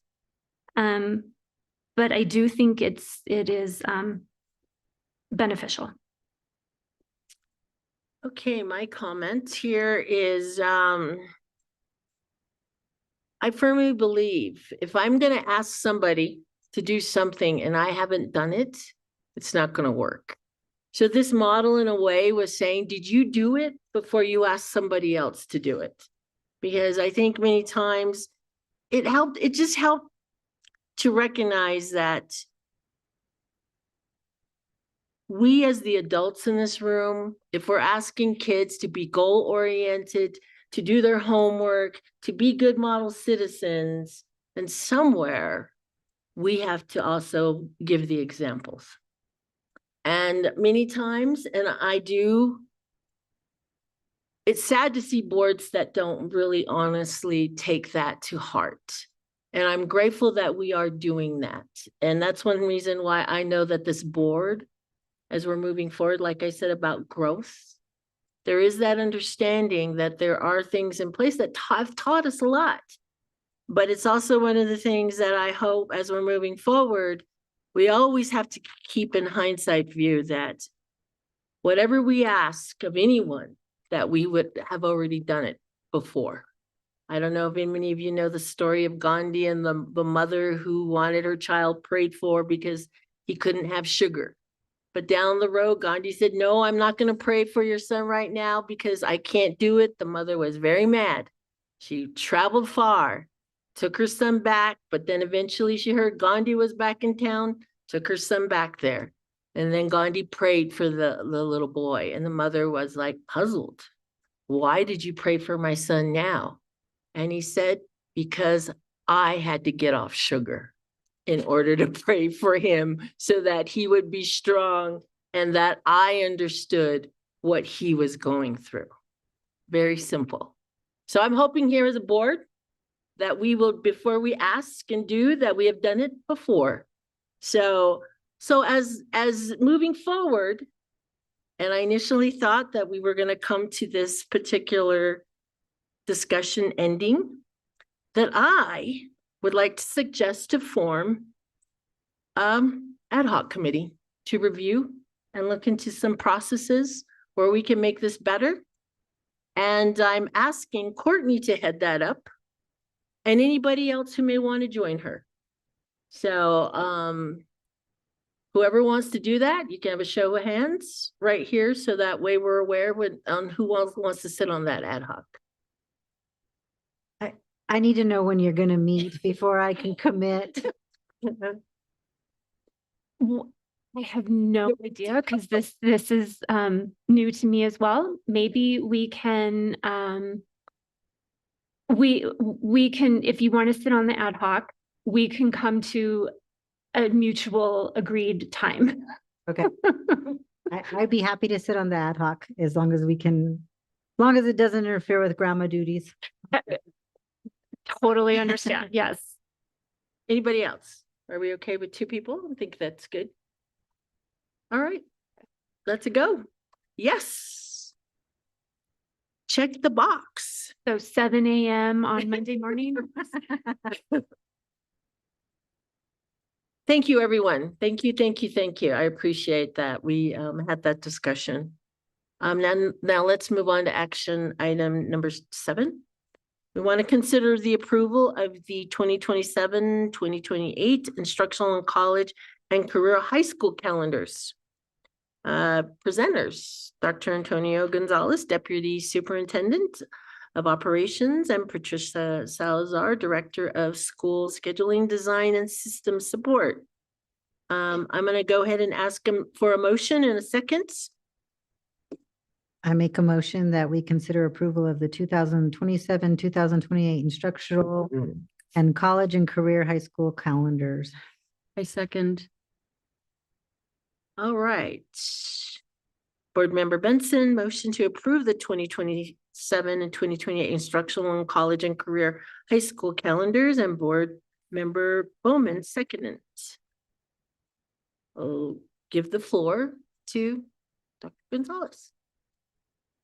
Madam President, members of the board, Superintendent Dr. Blakey, we're pleased to present for your consideration the 2027-2028 school year instructional calendar for APS and CCHS, which is on the CNM campus, which is why they have their standalone calendar coinciding with CNM. These calendars meet the requirements set forth by New Mexico State statute, the New Mexico Public Education Department, as well as the procedures that guide the calendar composition within Albuquerque Public Schools. We are proud to have been able to produce for the community 2 years worth of calendars, and this is our continuation toward that commitment. There is a committee, a calendar committee that is made up of multiple stakeholders that guide this work, including labor leaders, teachers, district level administrators, parents, and other individuals that guide and shepherd the composition of the calendars and survey that go out. I am proud to report that over 18,000 parents, teachers, community members took the survey and brought forth at 80% request or favorability calendar A, which is the calendar in front of you for your consideration. There is a comprehensive report of analysis for that survey that SAPR did produce, and we are grateful for that. We stand for your questions and seek your approval. We'll open it up for discussion. Who would like to go first? Okay, Board Member Benavides. Thank you for providing this to us tonight and for being here. This meeting is long, so we appreciate your patience and sticking around. I just wanted to say that I am impressed with the number of people who responded to this survey. That is incredible. And it also explains why we didn't get a lot of, well, I didn't, I'm not sure the rest of the board members, I didn't get a lot of comments ahead of time about the calendar, asking us to change it because you guys had already done that work. So thank you so much for that. And I'm very happy to accept the calendar that the people have asked for. Okay. Anybody else? Madam President, if I could, the only thing I request is as we approve the calendar and we create calendars, the APS actual calendar, I would like to see the board meetings be highlighted on the calendars. We have, everything that's highlighted in the calendar, but we don't have the school board meetings. And I think as we pass those out to families, community members, it'd be nice to show or have something that indicates when the school board meetings are. Possible? I have a quick question. Is there anything in the instructional calendar definition that would prevent us from providing that information on the calendar? Yeah, Madam President, members of the board, the instructional council doesn't need any of the board meetings. I think what Board Member Martinez is talking about is the community calendar that we publish. Right. And what, Actual. yeah, we can put things on there with notes that things can be changed. What happens sometimes with that calendar is that in cases like this here with the board, the meetings could have changed to a different day. So that calendar is published like now for the next year. And so as you know, like in January, if the board changes the date, so that's why it hasn't typically been on there. Understood. Just an idea. Good idea. Anybody else? I'm wondering, I actually got the survey asking me what calendar I wanted, and I knew that calendar A is the closest to what is actually being, was chosen. There wasn't a better choice than A. And I'm just wondering, how do you get the feedback to create calendar A or create any of them? I mean, where did the feedback come from? Madam President, members of the board, Superintendent Dr. Blakey, thank you for that question. The calendars are built for the community consideration by the calendar committee. So what we do is we work with, first and foremost, looking at state statute and how that drives instructional minutes, instructional days to make sure that we're meeting those requirements. We work with our teachers, our EAs, our different labor groups that work to give us those considerations. There's also a great financial implication in terms of payroll and when that works and making sure that we are following those regulations and requirements. A lot goes into building the calendar. We use that calendar committee as a clearinghouse, if you will, toward informing the most solid calendar option for consideration of the community. And then what we do is we take it to the community for their selection. But what we also do and really work to inform our practice as we move forward into future calendars and their composition is we provide a comment box, which was really highlighted and emphasized this year in a way that we want to seek out and tease out what's the community telling us in terms of what should we keep in mind as we build a calendar. And some of that analysis was in the report that was shared with the board. And we have already worked to convene the calendar committee to, believe it or not, consider the 2028-2029 calendar. Seems like a long time away, but it's really not. So in short, that's how we build the calendar for consideration. I don't know if Ms. Salas has any. I think board president, members of the board, the other thing that the calendar committee is basically a standing committee. So as we get feedback that the community is asking for something different, it goes through the calendar committee. So for example, at the beginning of the year, we heard a lot of feedback on starting school later because it's too hot at the beginning of August. So that's why there was adjusted for here's a calendar that starts later based on feedback that we got that was asking for a later start. So that's why there's the alternative of what a later start would look like. So we kind of take what feedback we get, and then the calendar committee looks at that as they draft the options. We get a lot of feedback on spring break, usually requests to align it with UNM, things like that. So that all the feedback we get goes through the calendar committee. And the only other comment I would make is during tribal consultation, I know that the tribes requested that we put on our calendars their individual feast days and stuff because the students could possibly be out of school for, you know, even a week if they're dancers and whatnot. You can correct me, Ronaldo, our president, if I'm wrong, but they were asking, you know, sometimes teachers don't know because it's not on the calendar. And so that might be something that we want to make sure is added onto the calendar. And that is, so right now we have it on the calendar. I think and I see Ms. Campos like shaking her head. That's a different calendar than this is just the general like school calendar. I think you're talking about the printed calendar. Probably the like- printed yes. calendar on as the well. wall. Yeah. Okay. The one that goes, that we get passed Yes. out. Mhm. Yeah, because it wasn't on there this time. Yeah. Yeah, I had a concern about that. Yeah, Okay. and so we've talked, and online, there's also like so we have to work on but that's the printed calendar, yes. And the other thing that would be good is on graduation, the regalia. That information about our policies that students, what their attire can be during graduation, that we respect the regalia and then the policy stated, yeah. Thank you. Okay, Madam go ahead. President, Go ahead. I just have a clarification question. So this says that this is approval of the 27-28 instructional and college and career. But then you just said that we're approving it for a 2-year calendar. It's a rolling, so. So we're just rolling. Okay. So then this is just the addition of the year to the rolling that we're doing. Okay. Thank you. I just wanted to clarify, was wondering if it should be 27 to 29, but you are shaking your head no at me. Okay. Thank you, Dr. Gonzalez.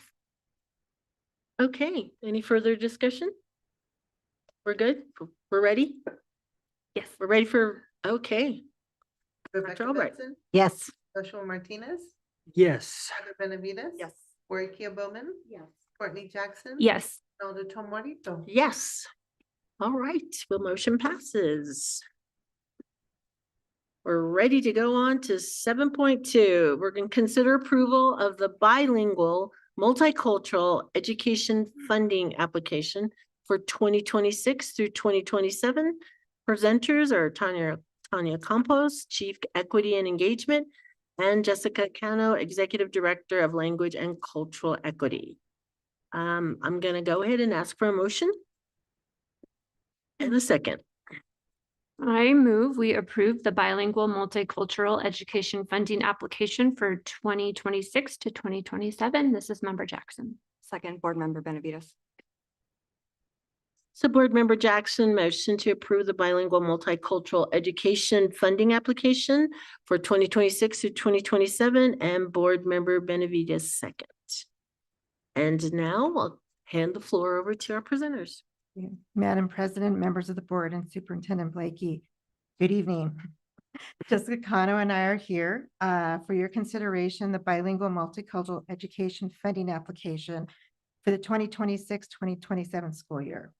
The Bilingual Multicultural Education Act, in accordance with the Bilingual Multicultural Education Regulations, provide funds to local school districts to implement bilingual multicultural education programs. The purpose of the state-funded BMAPs is for all participating students to become bilingual and biliterate while meeting state academic standards across all content areas, as well as our district schools and guardrails. So Jessica and Connor are here to stand for any questions for you tonight. Okay.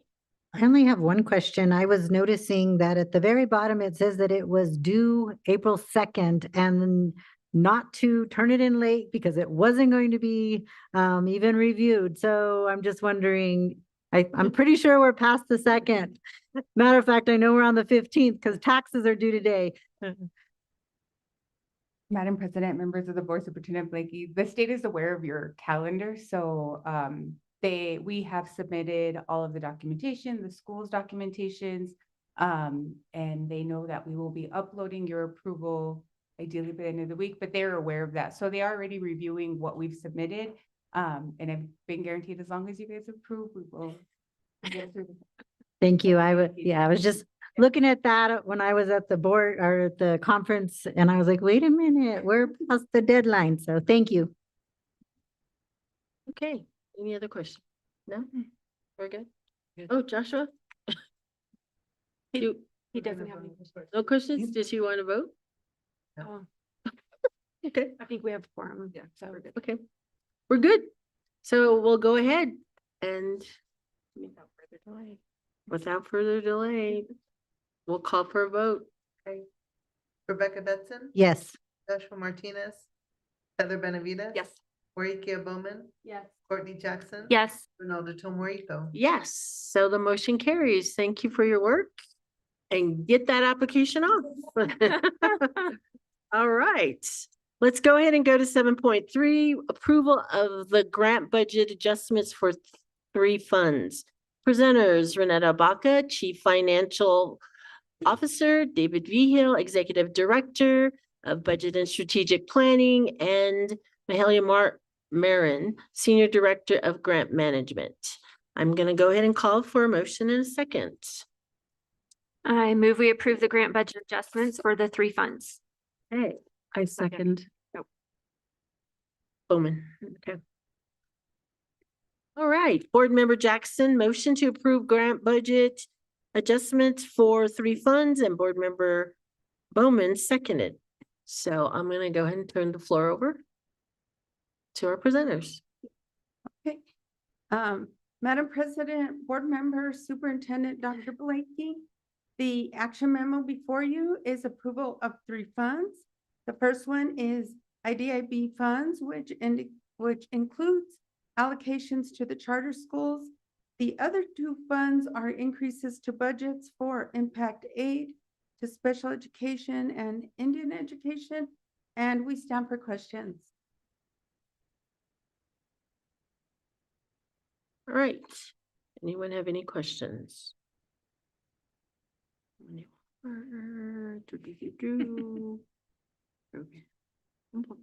Anybody have any questions? No? We're okay? All right.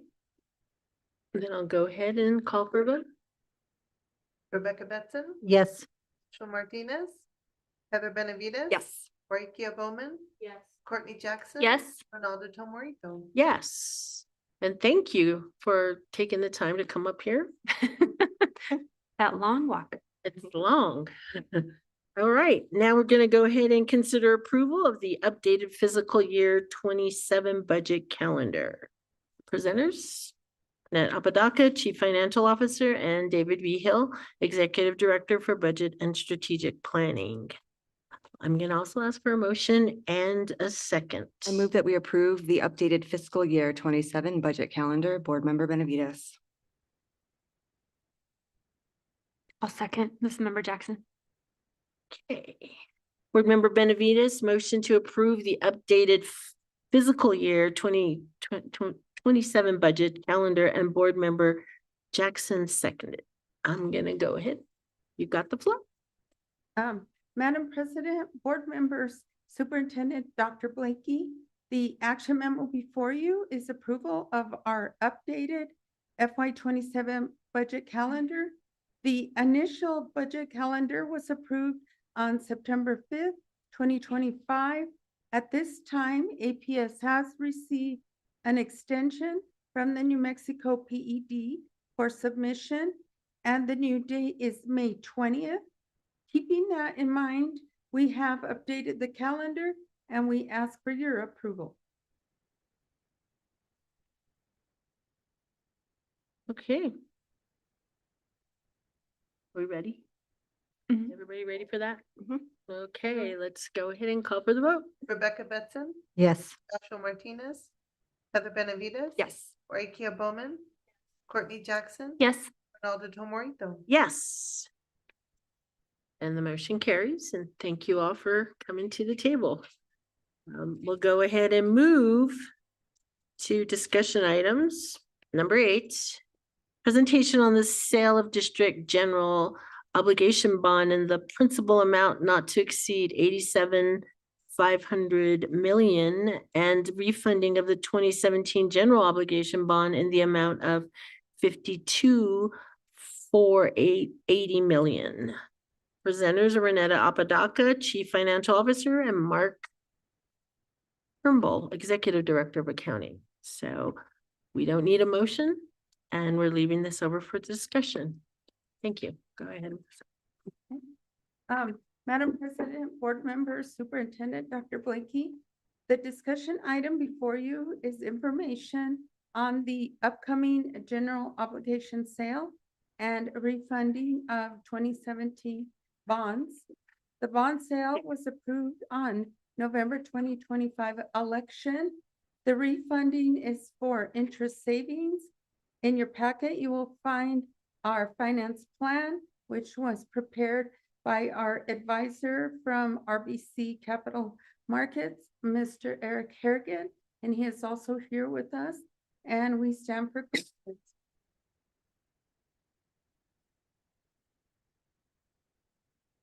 Board Member Jackson. Yeah, go I'll ask the ahead. question. I mean, what is the outlook? How's it looking for us? I mean, just generally. Mr. Harrigan. Members of the Board, Superintendent Blakely. You know, it's so surprisingly, with all that's been going on in the world and the geopolitical issues that are happening, you know, municipal bonds, which you were effectively issuing tax exempt debt, has done actually fairly well. It's kind of considered a safe haven asset, and money continues to go into municipal bond funds. Tucson Schools, which is fairly similarly sized, similarly rated. They sold $150 million a couple of weeks ago. Got very good interest. Got a lot of orders from investors. So, I mean, just given what we're seeing right now in the market, we don't anticipate that the district will have any issue being able to sell these bonds. The estimated interest rate on the new money bonds will be about 4% given current market rates. And for the refunding, the refinancing, we anticipate the interest rate on that will be about 3.33%. And effectively what you're doing is you're replacing $4.75% money with 3.3% money, and you're going to save about $2.7 million in interest cost. And that's just based on current market conditions. Okay. Sounds great. No, this is why you are the expert. Any other questions? No? Sounds good to me. All right, well, our discussion, that's all we're having here. That's it. Thank you. And thank you for taking the time to come up here and giving us a little update. I'm trying to make sure where I'm at. Okay, let's go ahead and move on to item number 8.3. Fiscal year 2027 budget presentation on operational funds and federal and state programs. So presenters are Renette Apodaca, Chief Financial Officer, David Vigil, Executive Director of Budget and Strategic Planning, Sherry Jett, Chief Academic Officer, and Dr. Melanie Blay, Executive Director of Federal and State Programs. Thank you, Madam President, members of the board. As in previous meetings, your agenda packet included materials explaining the budget. This week, the focus is on the operational funds and federal and state programs. These materials, which we provided in advance of the meeting, are also posted on our website, and they outline how the state equalization guarantee formula works, how enrollment and student need drives funding, and how the budget aligns with the board's goals and guardrails, as well as the district's strategic plan. Before we begin, we do have a quick video to share with the board and the public. It explains in clear terms how our funding system works and how dollars reach the classroom. And after that, we are available for questions. Let's start with the big picture. When we talk about the APS budget, it really comes down to two things: money coming in and money going out. By law, those two have to match. We can't spend more than we receive. Most of APS's operational funding starts with the state legislature, which meets each year to decide how much to invest in public education. Once that appropriation is signed by the governor, the New Mexico Public Education Department distributes those funds to school districts using a formula called the State Equalization Guarantee, or SEG. That formula starts with one thing: students. The state looks at how many students we serve and adjusts funding based on student needs. All of this is converted into what are called program units, and each unit is assigned a dollar value by the state. In simple terms, more students and greater student needs generate more funding. It is also important to understand that this funding is largely based on prior year enrollment, which is why enrollment trends have such a significant impact on the district's budget. Once APS receives funding from the state, the next step is putting those dollars to work in schools. But budget planning starts long before the legislature meets. Each year, we build our budget using projections, enrollment trends, proposed legislation, and past experience. Even before the state finalizes our funding, we are already working with schools to plan for the year ahead. The state determines how much funding APS receives. APS determines how those dollars are used. Enrollment and student needs drive our decisions. APS uses a district guide to decide how many staff each school gets: teachers, assistant principals, counselors, nurses, and other key roles, based on enrollment. We also have to follow negotiated agreements and state law, which set required staffing levels for teachers and educational assistants. Smaller schools may share positions like counselors or PE teachers. Larger schools generate enough enrollment to support full-time and additional staff. The foundation is simple. Students drive staffing, and staffing drives school budgets. While the district provides the framework, schools play an active role in building their own budgets. Each school develops its budget at the site level based on student needs, data, and priorities. That work is done in partnership with the school's instructional council, which includes school leaders, staff, and family representatives. Together, they review student data, align resources to 90-day plans, and make decisions about how funding should be used to support students. This ensures that budget decisions are grounded in both data and community voice. After core staffing is in place, additional funding is layered in based on student need. This includes SEG at risk and bilingual funding to address the populations identified in the Yazzie-Martinez decision. It also includes federal and state program funding, like Title I, which provides extra support to schools with higher concentrations of poverty. These funds come with clear requirements and are used to support additional staff, programs, and services for students who need them most.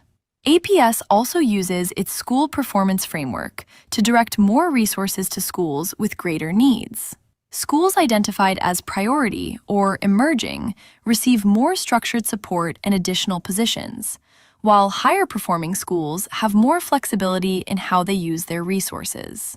The budget is not just about funding, it is about strategy. APS aligns resources to the Board of Education's goals while operating within the guardrails that guide decision-making. Those investments are tied directly to improving student outcomes, with progress monitored throughout the year and adjustments made as needed to ensure resources remain focused on strategies that are driving results.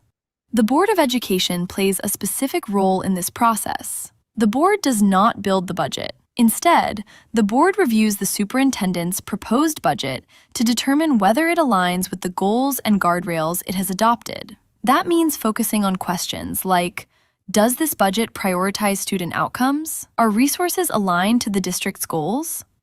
Are guardrails being honored? If the board is confident in that alignment, it approves the budget.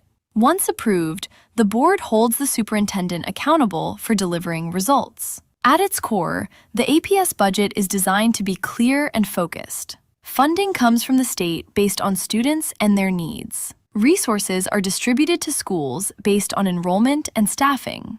Additional funding is targeted to where it is needed most, and decisions are made at both the district and school level, with input from educators and families. All of it is centered on one goal: supporting student success.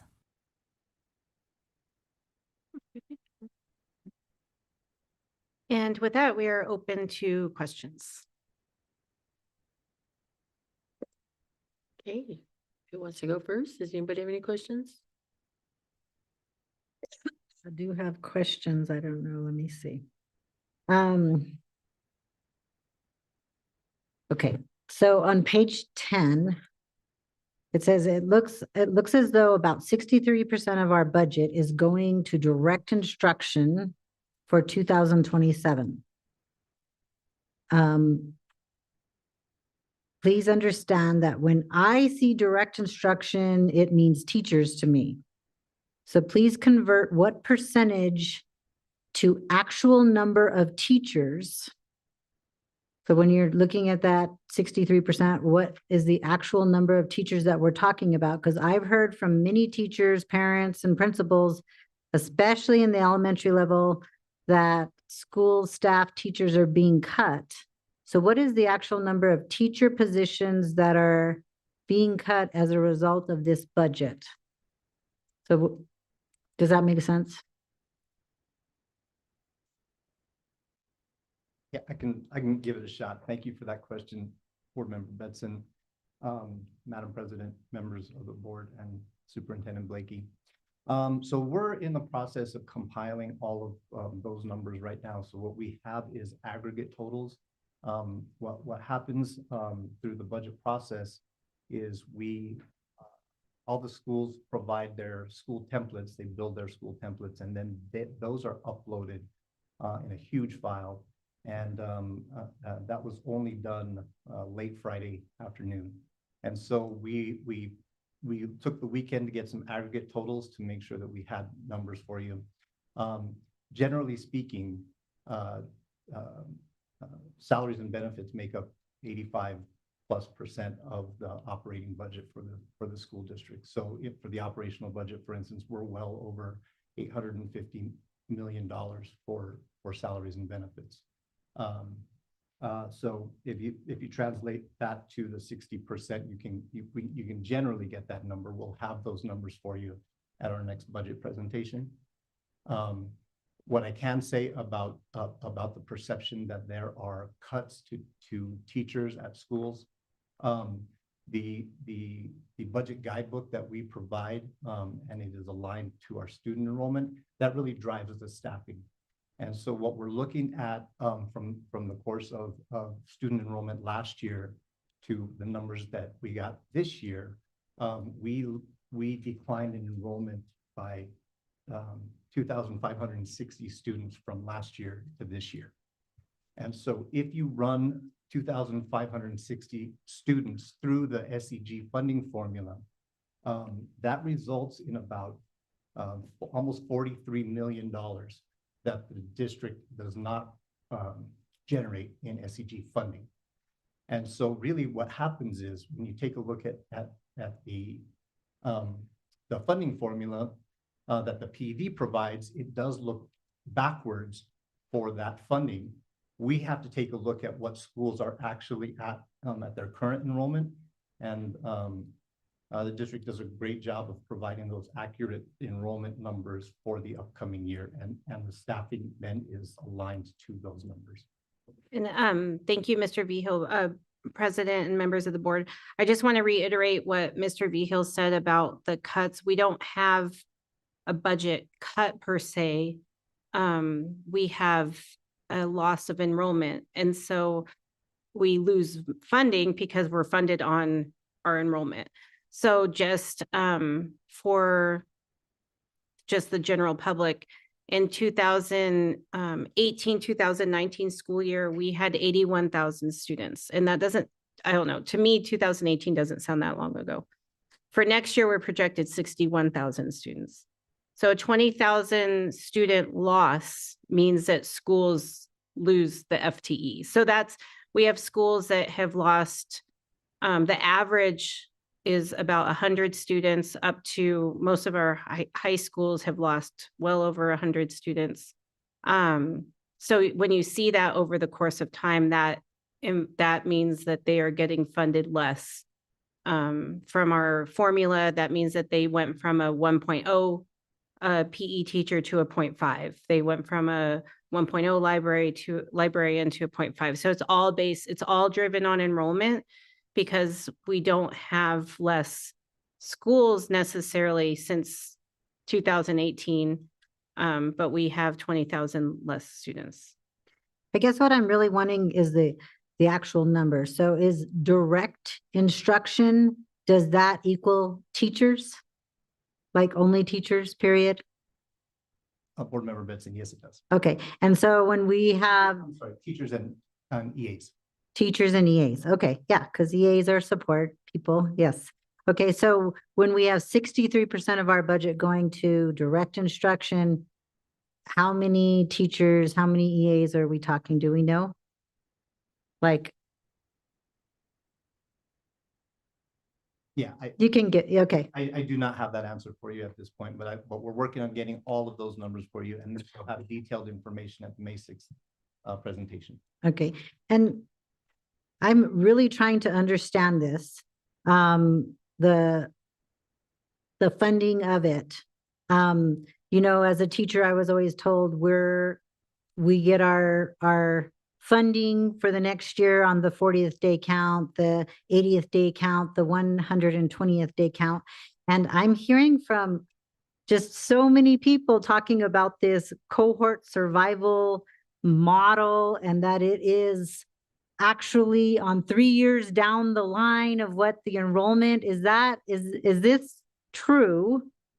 And if it's true, what kind of assumptions is this making for our schools? Like how is this equating to our schools right now? Madam President, members of the board, yes. So last year, the projection was changed to use this survival rate.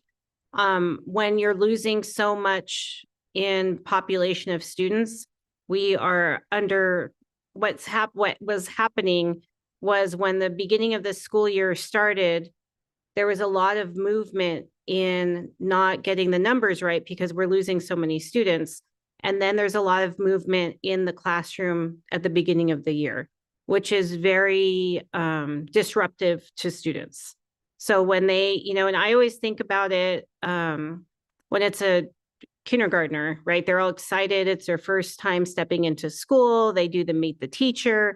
And then 20 days later, we were wrong with the numbers and you're losing your teacher. And now you're going to this kindergarten first grade class. That is more harmful, I think, to students than we think. So we're trying to get better at that projection. So there's less disruption at the beginning of the year. So what we've come up with is a survival rate. And I don't know if Mr. West wants to explain that in the time we've been using it, how predictable it actually has proven to what the actual numbers were at the beginning of the year compared to, yeah, if you want to come up real quick. Mm-hmm. We need more chairs. Sherry with quick tweet, yeah.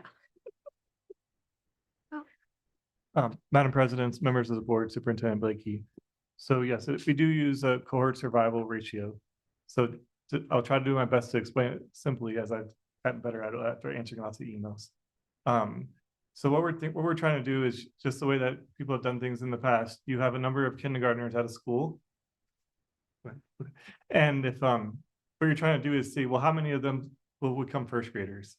You're doing that, right? So that's just one example of one grade level we do it for. So if we say, you know, usually in a lot of our schools, it's 100%, right? So we know if we had 25 kids, we should plan for 25 kids in first grade the next year. So what we do is we look at that for 3 years to see what's that rate usually. And what that does is it takes into account if there's a new school that opens up, if there's a boundary change that occurs, any type of disruption that happens, what'll happen is that because it's a 3-year average, it'll start working its way through. And what that does is it makes sure, like Superintendent Blakey said, is that we're providing resources. Sorry, we're not taking away resources on day one. So the idea here is that we're doing it ahead of time to make sure that we're putting the people where they need to be, right? So that the idea is when they start the school year, schools have what they need to have to be able to be in compliance, but also have the resources they need.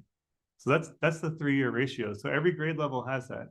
So for every school from kindergarten to 5th grade, so we repeat the kindergarten enrollments because having looked at trying to predict kindergarten enrollments for many, many years, the most concise thing you can do is see how many kids were there the year before.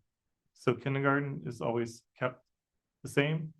For our schools that start with 6th to 8th grade, 6th grade is kept the same. Again, you might know that we do, some parts of our district, we do have families that might not choose to go to our schools, while other places we have overwhelming number of families. So again, we make sure we just repeat the 6th grade. So 6th grade, stays fixed, and then we do the ratios for 6th, 7th, and 8th.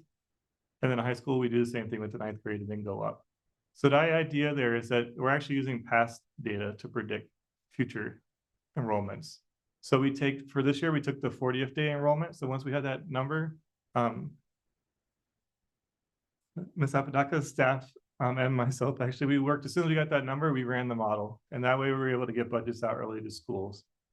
And one of my favorite numbers, and I don't usually like to take any credit for things, but I believe I was with 189 kids this year, which is really fun.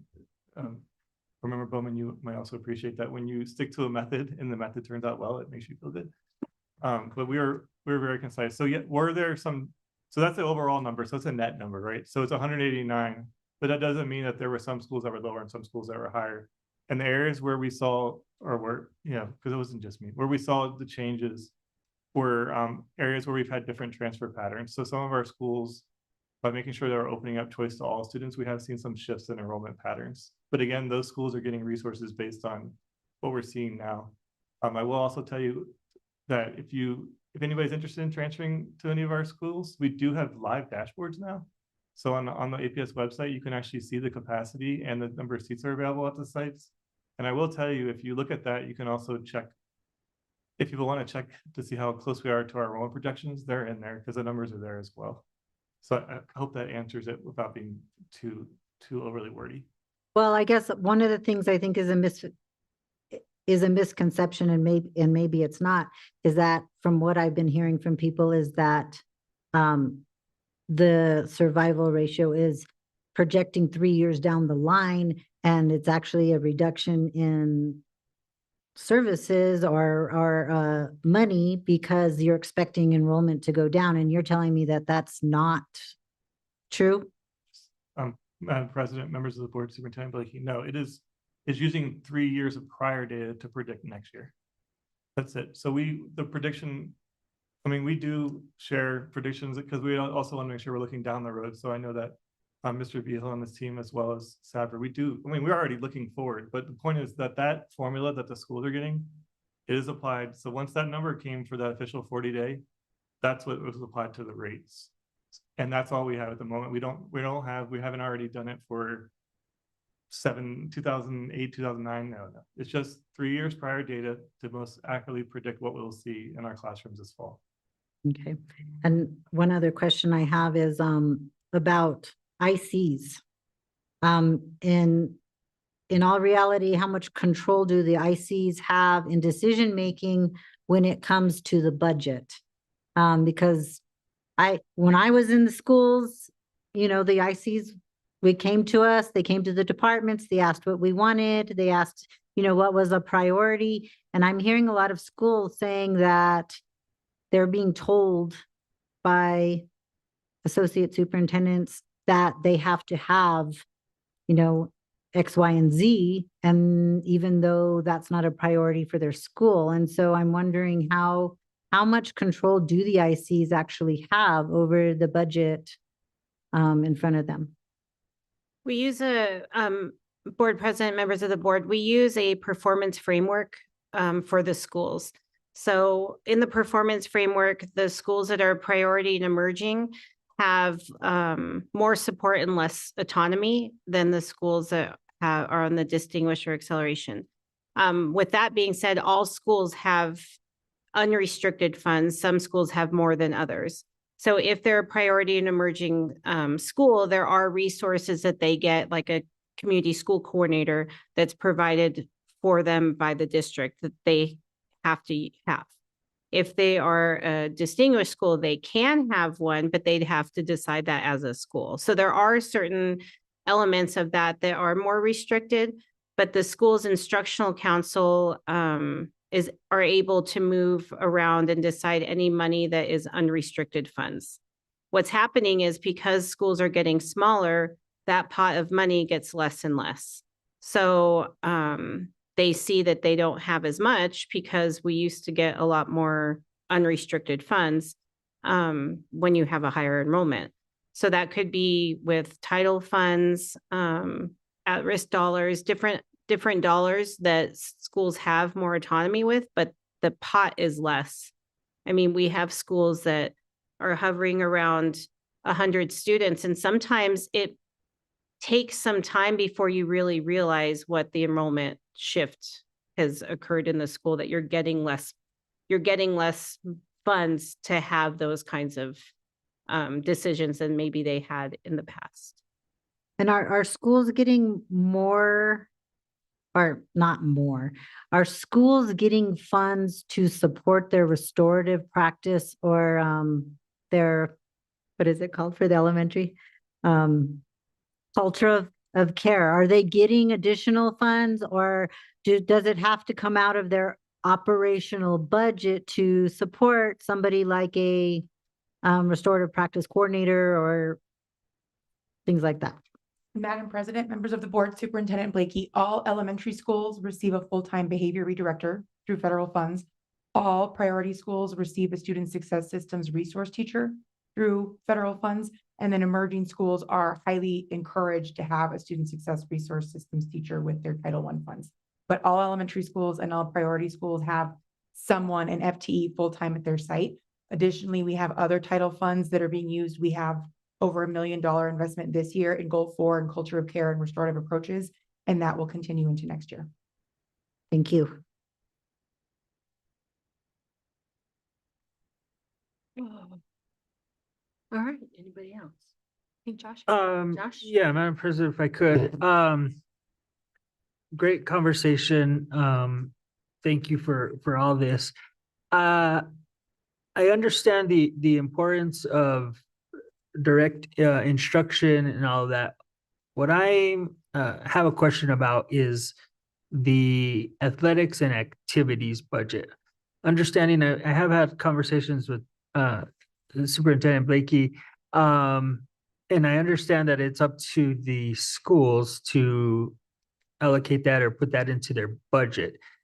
As a district, what does that look like specifically? And because I think athletics and activities do go directly into student outcomes and into all of that. So just want to get more clarification about that and what the district is doing or can do. Again, after talking Dr. Blakey, I somewhat understand, but want to just get some more clarification on that. Board President, members of the board, I'll start and then Mr. Vigil can answer.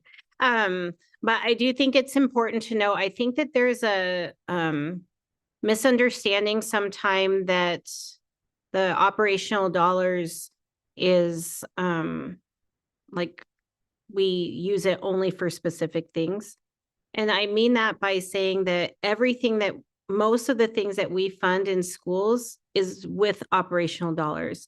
And so for example, school security, like things that you all hear a lot of, like we need more of this or that. School security or school police, that's teachers, principals, athletics, everything is funded out of those operational dollars. And I think that's important to know because I think some people think that there's like a line item for like school safety, for example, that we get different money for that. And we don't. We have to pay for school security with the same money we pay for classroom teachers. And so I think that's why it's important to look at the budget as a whole, because everything is a trade-off, right? You only have so many funds and you have to decide. And that's why we use the goals and guardrails to make those hard decisions. That being said, athletics particularly is paid for as extracurricular activities in athletics out of operational, and athletics does have enterprise money from tickets. But that's another example of the officials go up in rate of what we have to pay for officials. It has to come from a rise in ticket prices, or we have to pull it out of operational.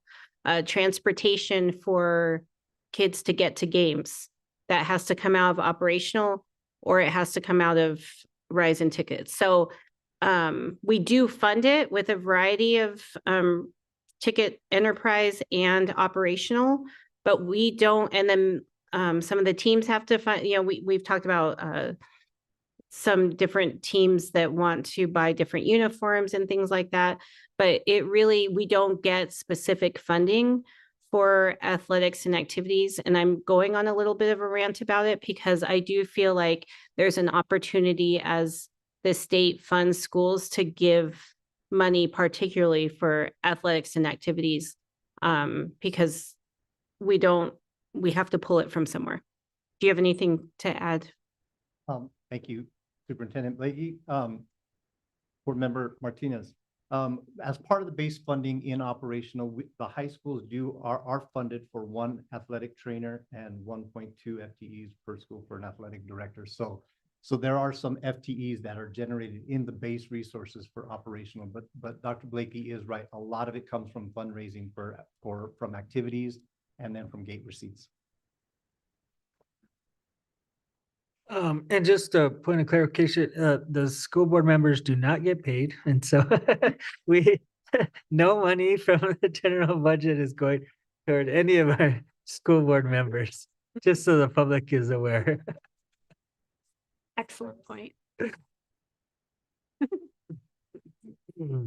Any other questions?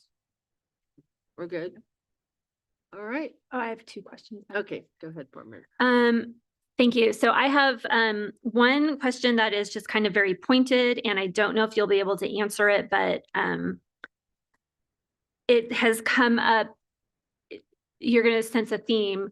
We keep hearing about, let's add a task force, let's add a task force, let's add a task force. Let's have a meeting group, let's do this. And so my direct question is, how many task forces do we already have within APS? And how much does that cost the district every time a task force is created? And if it does add a cost to the district, does it come at the expense of something that could be focused more towards student outcomes? President, members of the board, I'm looking at Mr. Torgerson to see if he knows how many task forces we have. We have 19 task forces. The task force in itself doesn't cost money necessarily. I mean, there's ways you can say how much time people are like spending doing it, but we don't actually allocate funds to it. Where the funds usually come out is from what the task forces decide. So there are funding implications based on what the outcome of the task force is. So if the task force meets to talk about culture of care, for example, and they come up with, well, we're going to need this amount of money to be able to establish what we came up with in the task force. That's where the funding for each task force usually comes from, is in what the task force work is deciding. So do participants in the task force receive a stipend for participating on the task force? I don't. No, Madam President, members of the board, Superintendent Blakey, I'm not aware of any federal and state funds being allocated for timesheets specific to task force work. Okay. All right, just wanted to. We can check for sure because I'm just looking at Miss Jet just because sometimes there's task forces on like grading, or there might be task forces where we do pay people to come in to work on it. I'm not sure. Madam President, members of the board, Superintendent Blakey, I think much like the result of the task force might cost money, so the purpose of the task force also may have an upfront cost. I'll give you an example from 2 summers ago. We brought teachers in for a prolonged period to work on our units of study, and we really needed practitioners to do that. In that case, we did use federal dollars to stipend the work that they were doing. Okay. So I think this will lead to my next question is we need to be cognizant of redundancies, right? Redundancies of effort. So that when there's, a call to do one thing, we need to make sure that it's either not redundant or it is being offset or it's being traded out for something that is still a benefit, but doesn't affect our budget, because ultimately I think we all agree that we want as much funding going directly to the classrooms as possible. And the classrooms encompasses not only our students, but the teachers that are serving our students. We want as much funding in that classroom. So kind of leading to my next question, and again, this is more a strategy question, but I really appreciated the video. Like, thank you for doing that video. And do we have a link to it? Because I'd love to like post that on social media or send it out to people, because I think we get so many questions about how the budget is allocated. I thought that was a great way for us to share that information. Where was I? I got distracted. So my question, hold on. Okay, so I want to give you guys a chance to shine. So looking both at strategy and funding, can you give just some examples of how this budget allocates or reallocates and not just maintains funds in order to accelerate progress towards goals? And specifically, this kind of question came about from page 17, where you have continued, increasing, and then you have different. What does different mean? Does different mean we have strategically abandoned something, or does it mean we've just shifted the focus? And you certainly don't have to speak on all of those, but just maybe some examples to give us some comfort in knowing that this budget is doing as much as possible to get funding in support of the goals and to the classrooms. It's your time to shine. Thank you. You're welcome. Thank you, board member. I know you love to be in the spotlight. President, board member, Superintendent Blakey. Something that has come up since we started with SOFG is what's on this page, like what are we continuing, what is increasing, and what is different. So when we think about different, we're thinking about how we can be more strategic and more intentional with our funds. So you can see in the first bullet that we're not just saying the schools have to be strategic, but departments also have that same responsibility. So this year we started with zero-based budgeting for non-salary expenses. And we're also doing budget reviews for the departments, again, to make sure that we're in alignment with our goals and guardrails. And to your point, that if there is additional funding, that we can direct it to the schools. So that's something that is different for this year. Also, you'll see that, and I'm talking about the department side, is of course our 80-20 medical premium cost sharing, which is going to be great for all our staff and their families. And then the 1% raises that, of course, the legislative approved for us. And I'm very happy of our ERP implementation, because we are going to go live with phase 1. So that's going to take some of the administrative burden off of the principals, so they have they can concentrate more on the classroom. So again, like you said, making sure that we're making the classroom our priority. We also have some program initiatives here, such as family literacy resources, the APS elementary school commitment, and then our task force for, and there's that word, task force. It's my new favorite word. Rating, but you can see that it's definitely across the board. It's not just with schools, but having departments take responsibilities also. And Madam President, members of the board, I do want to reiterate what Ms. Apodaca is saying, because I think it's important to note that we are really trying to look at money from all of the departments as a district as well. I think we are starting to do a very good job of really scrutinizing every like literally every position that comes forward from departments that we scrutinize to see, is it aligned, is it needed? We're able to really capture new ways of doing things, or rethinking some of our positions that we currently have as everything comes through. How can we kind of right size the district in some of our departments? And I think also listening to, I mean, we listen to concerns obviously from our community all the time. And some of the things you'll see in this budget really are trying to allocate funds in a different way to address some of the things that we hear. So for example, Dr. Blea had talked about the redirectors for all elementary schools to start to try to help, can we help behavior? The money allocated for the teaming in middle school came out of a task force.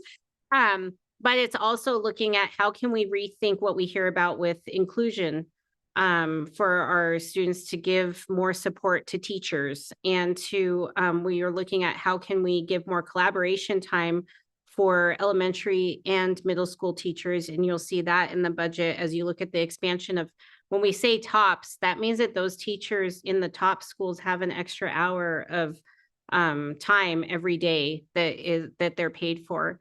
And so you'll see some of these things, the promising practices to include community schools.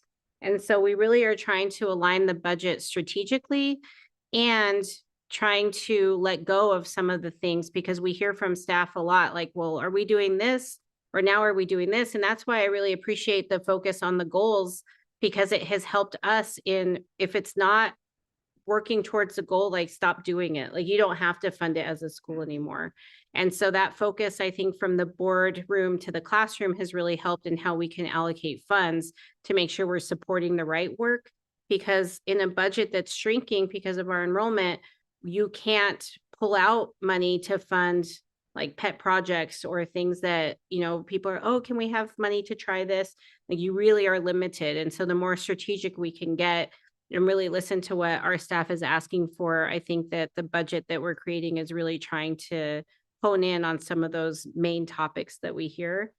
And continue, you'll see a lot of the continued is things that we implemented from the strategic plan that we hear time and time again. People, like our staff does not want something new every year. And in schools, we're really bad about like every year thinking we have to do something new. So a lot of these things are continuation, because we're trying to really not ask staff to do something different every year and stick with what we said we're going to do through the strategic plan. Thank you for taking this time to shine. Appreciate it. Question. But I know that the birth rate has gone down, and that's why our enrollment has gone down at some level. But I'm just wondering, two things. Have we considered, you know, doing PR and really shining on the things that APS is doing good, you know, restorative practices and whatnot, to bring some of those kids back to APS who have chosen, their families have chosen to leave, especially at the middle school level, because I feel like parents sometimes think, you know, middle school is not safe in APS and I'm going to take my kid to such and such school. And so are we doing things to shine a light on the great things that are happening at APS, number one? And number two, have we done any consideration to do a district funded preschool in every elementary school and have that be like the entry point to public school? Is you know, we have, you know, the state now that's saying they're gonna, you know, pay for childcare for pre-K. Have we talked about opening a district funded elementary, you know, getting those state funds and opening a preschool at every elementary to bring in some of those funds?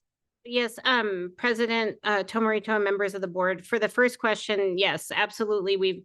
One is there's only so many, you're right, the birth rate's low, so there's only so many students to go around. Charter schools have closed. A lot of the parochial schools have closed because there just aren't the children around. So population wise, we don't see that. And Mr. Manzano and I today were at a economic presentation talking about how like just the population in general is going to go down in the United States. And so how that impacts our schools, of course. And so we have to be prepared for that because there just aren't enough. And so that's one issue. We are doing a marketing campaign on our schools. It's in the superintendent's report later. You'll hear it in a couple of hours. I'm just kidding. Oh, good. So she heard it on the radio already. We really are doing a lot to really like get in front of so that the public knows what is available and what options are available, because I think that we know internally, but it's not getting out to what is actually available. So we have been going out to really talk to the schools, bring that to the community, and we're doing a big campaign on our schools. We've changed drastically the enrollment process. So for transfers, so we opened it up considerably earlier. I want to say, I'm looking at Dr. Gonzalez, like 3 months.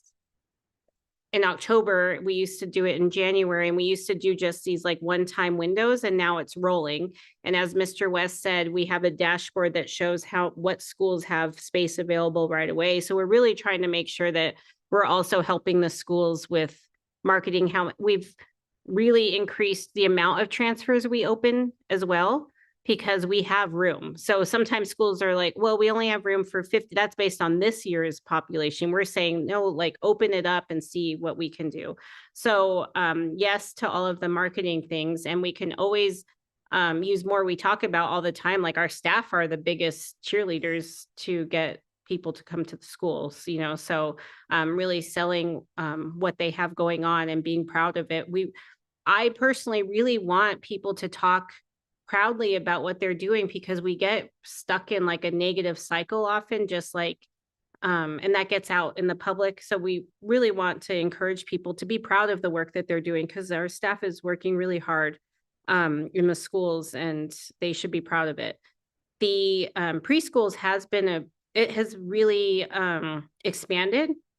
So I don't think, no, Ms. Gabaldon isn't here to talk about exactly how many programs we've expanded.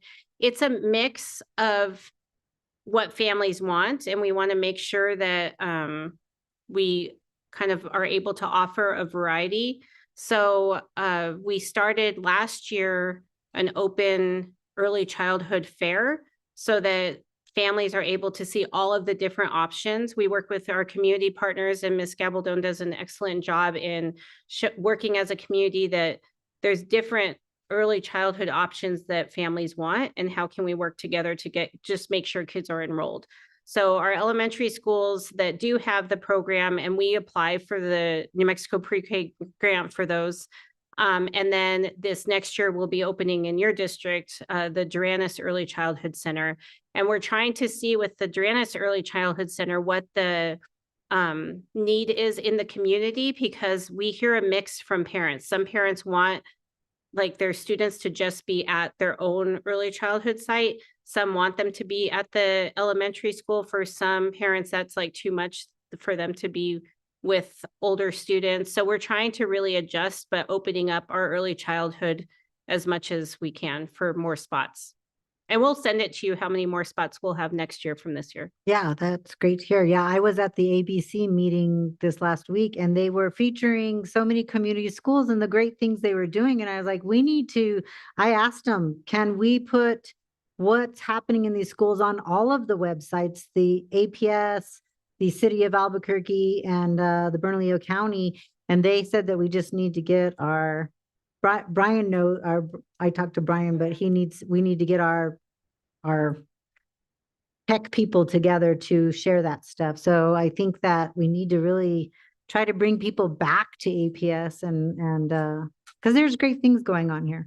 Sure, and I appreciate it. We really are trying to do a lot in marketing, and you've heard it on the radio, and those of you that like to see movies, which I know President does, hopefully we'll see some APS commercials before your movie. So that might inspire you too. But yeah, we're trying to really get that information out there of what we have to offer. We should go see a movie as a board. The other thing too, homeschoolers and all of these, I know my son, he works in before and after school programs. That's his target right now to get into after school programs, and he's doing tremendously well with that. So I don't know what our focus is on some of these other, students that could use our facilities or need it. Yes, and Madam President, we do have our two family schools as well that are very popular. They're both full at capacity. People don't know about them as much, but they're families at our home schools can choose 50% homeschool, 50% in person, or 80% in person, 20% homeschool, and both campuses are at capacity. We do have a lot of our homeschool students who can still participate in the athletics and activities too. And so we'll bring them back for that, and just a lot of other creative ways to reach out and really adapt to what parents are asking for. Well, I know the Coyote Willow Mhm. on my end of town. Rio Rancho is highly enrolled in that school. Yeah, there's a lot of families from Rio Rancho and Coyote Willow. So I was like, oh, wow. Crossing the boundaries. But any other questions? We're happy to have them. They do really well. All right. Thank you very much, and thank you for the lateness and the time you've been here waiting. I appreciate that. All right, let's go ahead and get to that 2-hour superintendent report. Oh. You're number 9.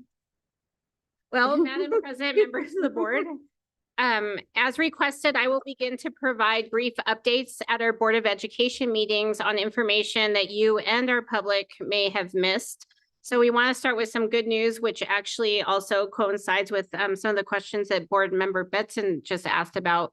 Cleveland Middle School is now officially authorized as an International Baccalaureate Middle Years Program school. They're official, and we're really proud of them.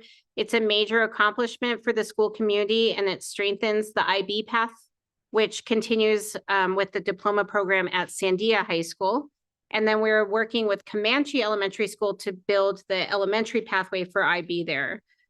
We are highlighting this program as part of what I just kind of talked a little bit about, but it's our Find Your Spark, Ignite the Journey school choice campaign that we launched just this week. And this campaign is really designed to do exactly what you were just asking and help families better understand all of the opportunities that we have across APS. It includes a new hub at aps.edu/spark, along with outreach through movie theater ads, radio, social media, school videos, digital billboards, and direct messages to our families. The Find Your Spark Hub features an Enroll Now button at the top of the page that will guide families through how to enroll, how to transfer, and make registration easy for them. I would also like to remind you of the Gold Bar Gala, which is next Friday on April 24th. It is hosted by the APS Education Foundation, and this annual event celebrates selfless seniors. It honors an outstanding corporate partner and recognizes our best in class nominees. So this year's nominees for best in class are Albuquerque High School's Jewelry Uplift program, Highland High School's Culinary Arts program, and Transition Services Outcomes Coffee Shop. So you can learn more about these 3 programs and vote for your favorite aps.edu through April 23rd. Your votes are confidential, so you can decide which one. I won't tell everybody what I voted for. The winning program will receive a $15,000 grand prize from the Education Foundation, and it will be announced at the Gold Bar. Finally, just with graduation season right around the corner, I want to highlight 3 celebrations that we have that will honor the diverse backgrounds, cultures, and journeys of our graduates. The BSU Rites of Passage and Black Graduation Celebration is on May 6th at 6 p.m. at Bonifacio. The Refugee and Newcomer Support Student Graduation Celebration is on May 7th at 6 p.m. at Albuquerque High. And the Indian Education Senior Banquet is on May 8th at 6 p.m. at Isleta Resort and Casino. We'll put all of these in at a glance for you as well. Please let Dr. Albright know if you plan to attend any of those. And that concludes the superintendent's report. Thank you. Thank you for that. Did that help you a little bit? Yeah, thank you. We need, oh, was it you, Josh? Who said we needed t-shirts? Oh, yes. He was like, We were the only school district that didn't have t-shirts at the National School Board Association. yeah, he was like, oh, we don't have no t-shirt. And then I said, no, oh, who said they were gonna do it? He was trying to remind us. So I was like, oh, I don't know. We'll find out. I think actually, I might know something about this. I think that the APS Education Foundation is looking to get us polos. So. There you go, Josh. See, just put it out there. Somebody's gonna respond. Ask and you shall receive. Ask and you shall receive. Good. It's time for my report. And I was at the the National School Board Association Conference, and it was, I think I had two board members with me, Rebecca Benson and Joshua. I'd like for you to give a little tidbit on what you guys felt, what you got out of it. Go ahead, Rebecca. Right first. now? Yeah. On the spot.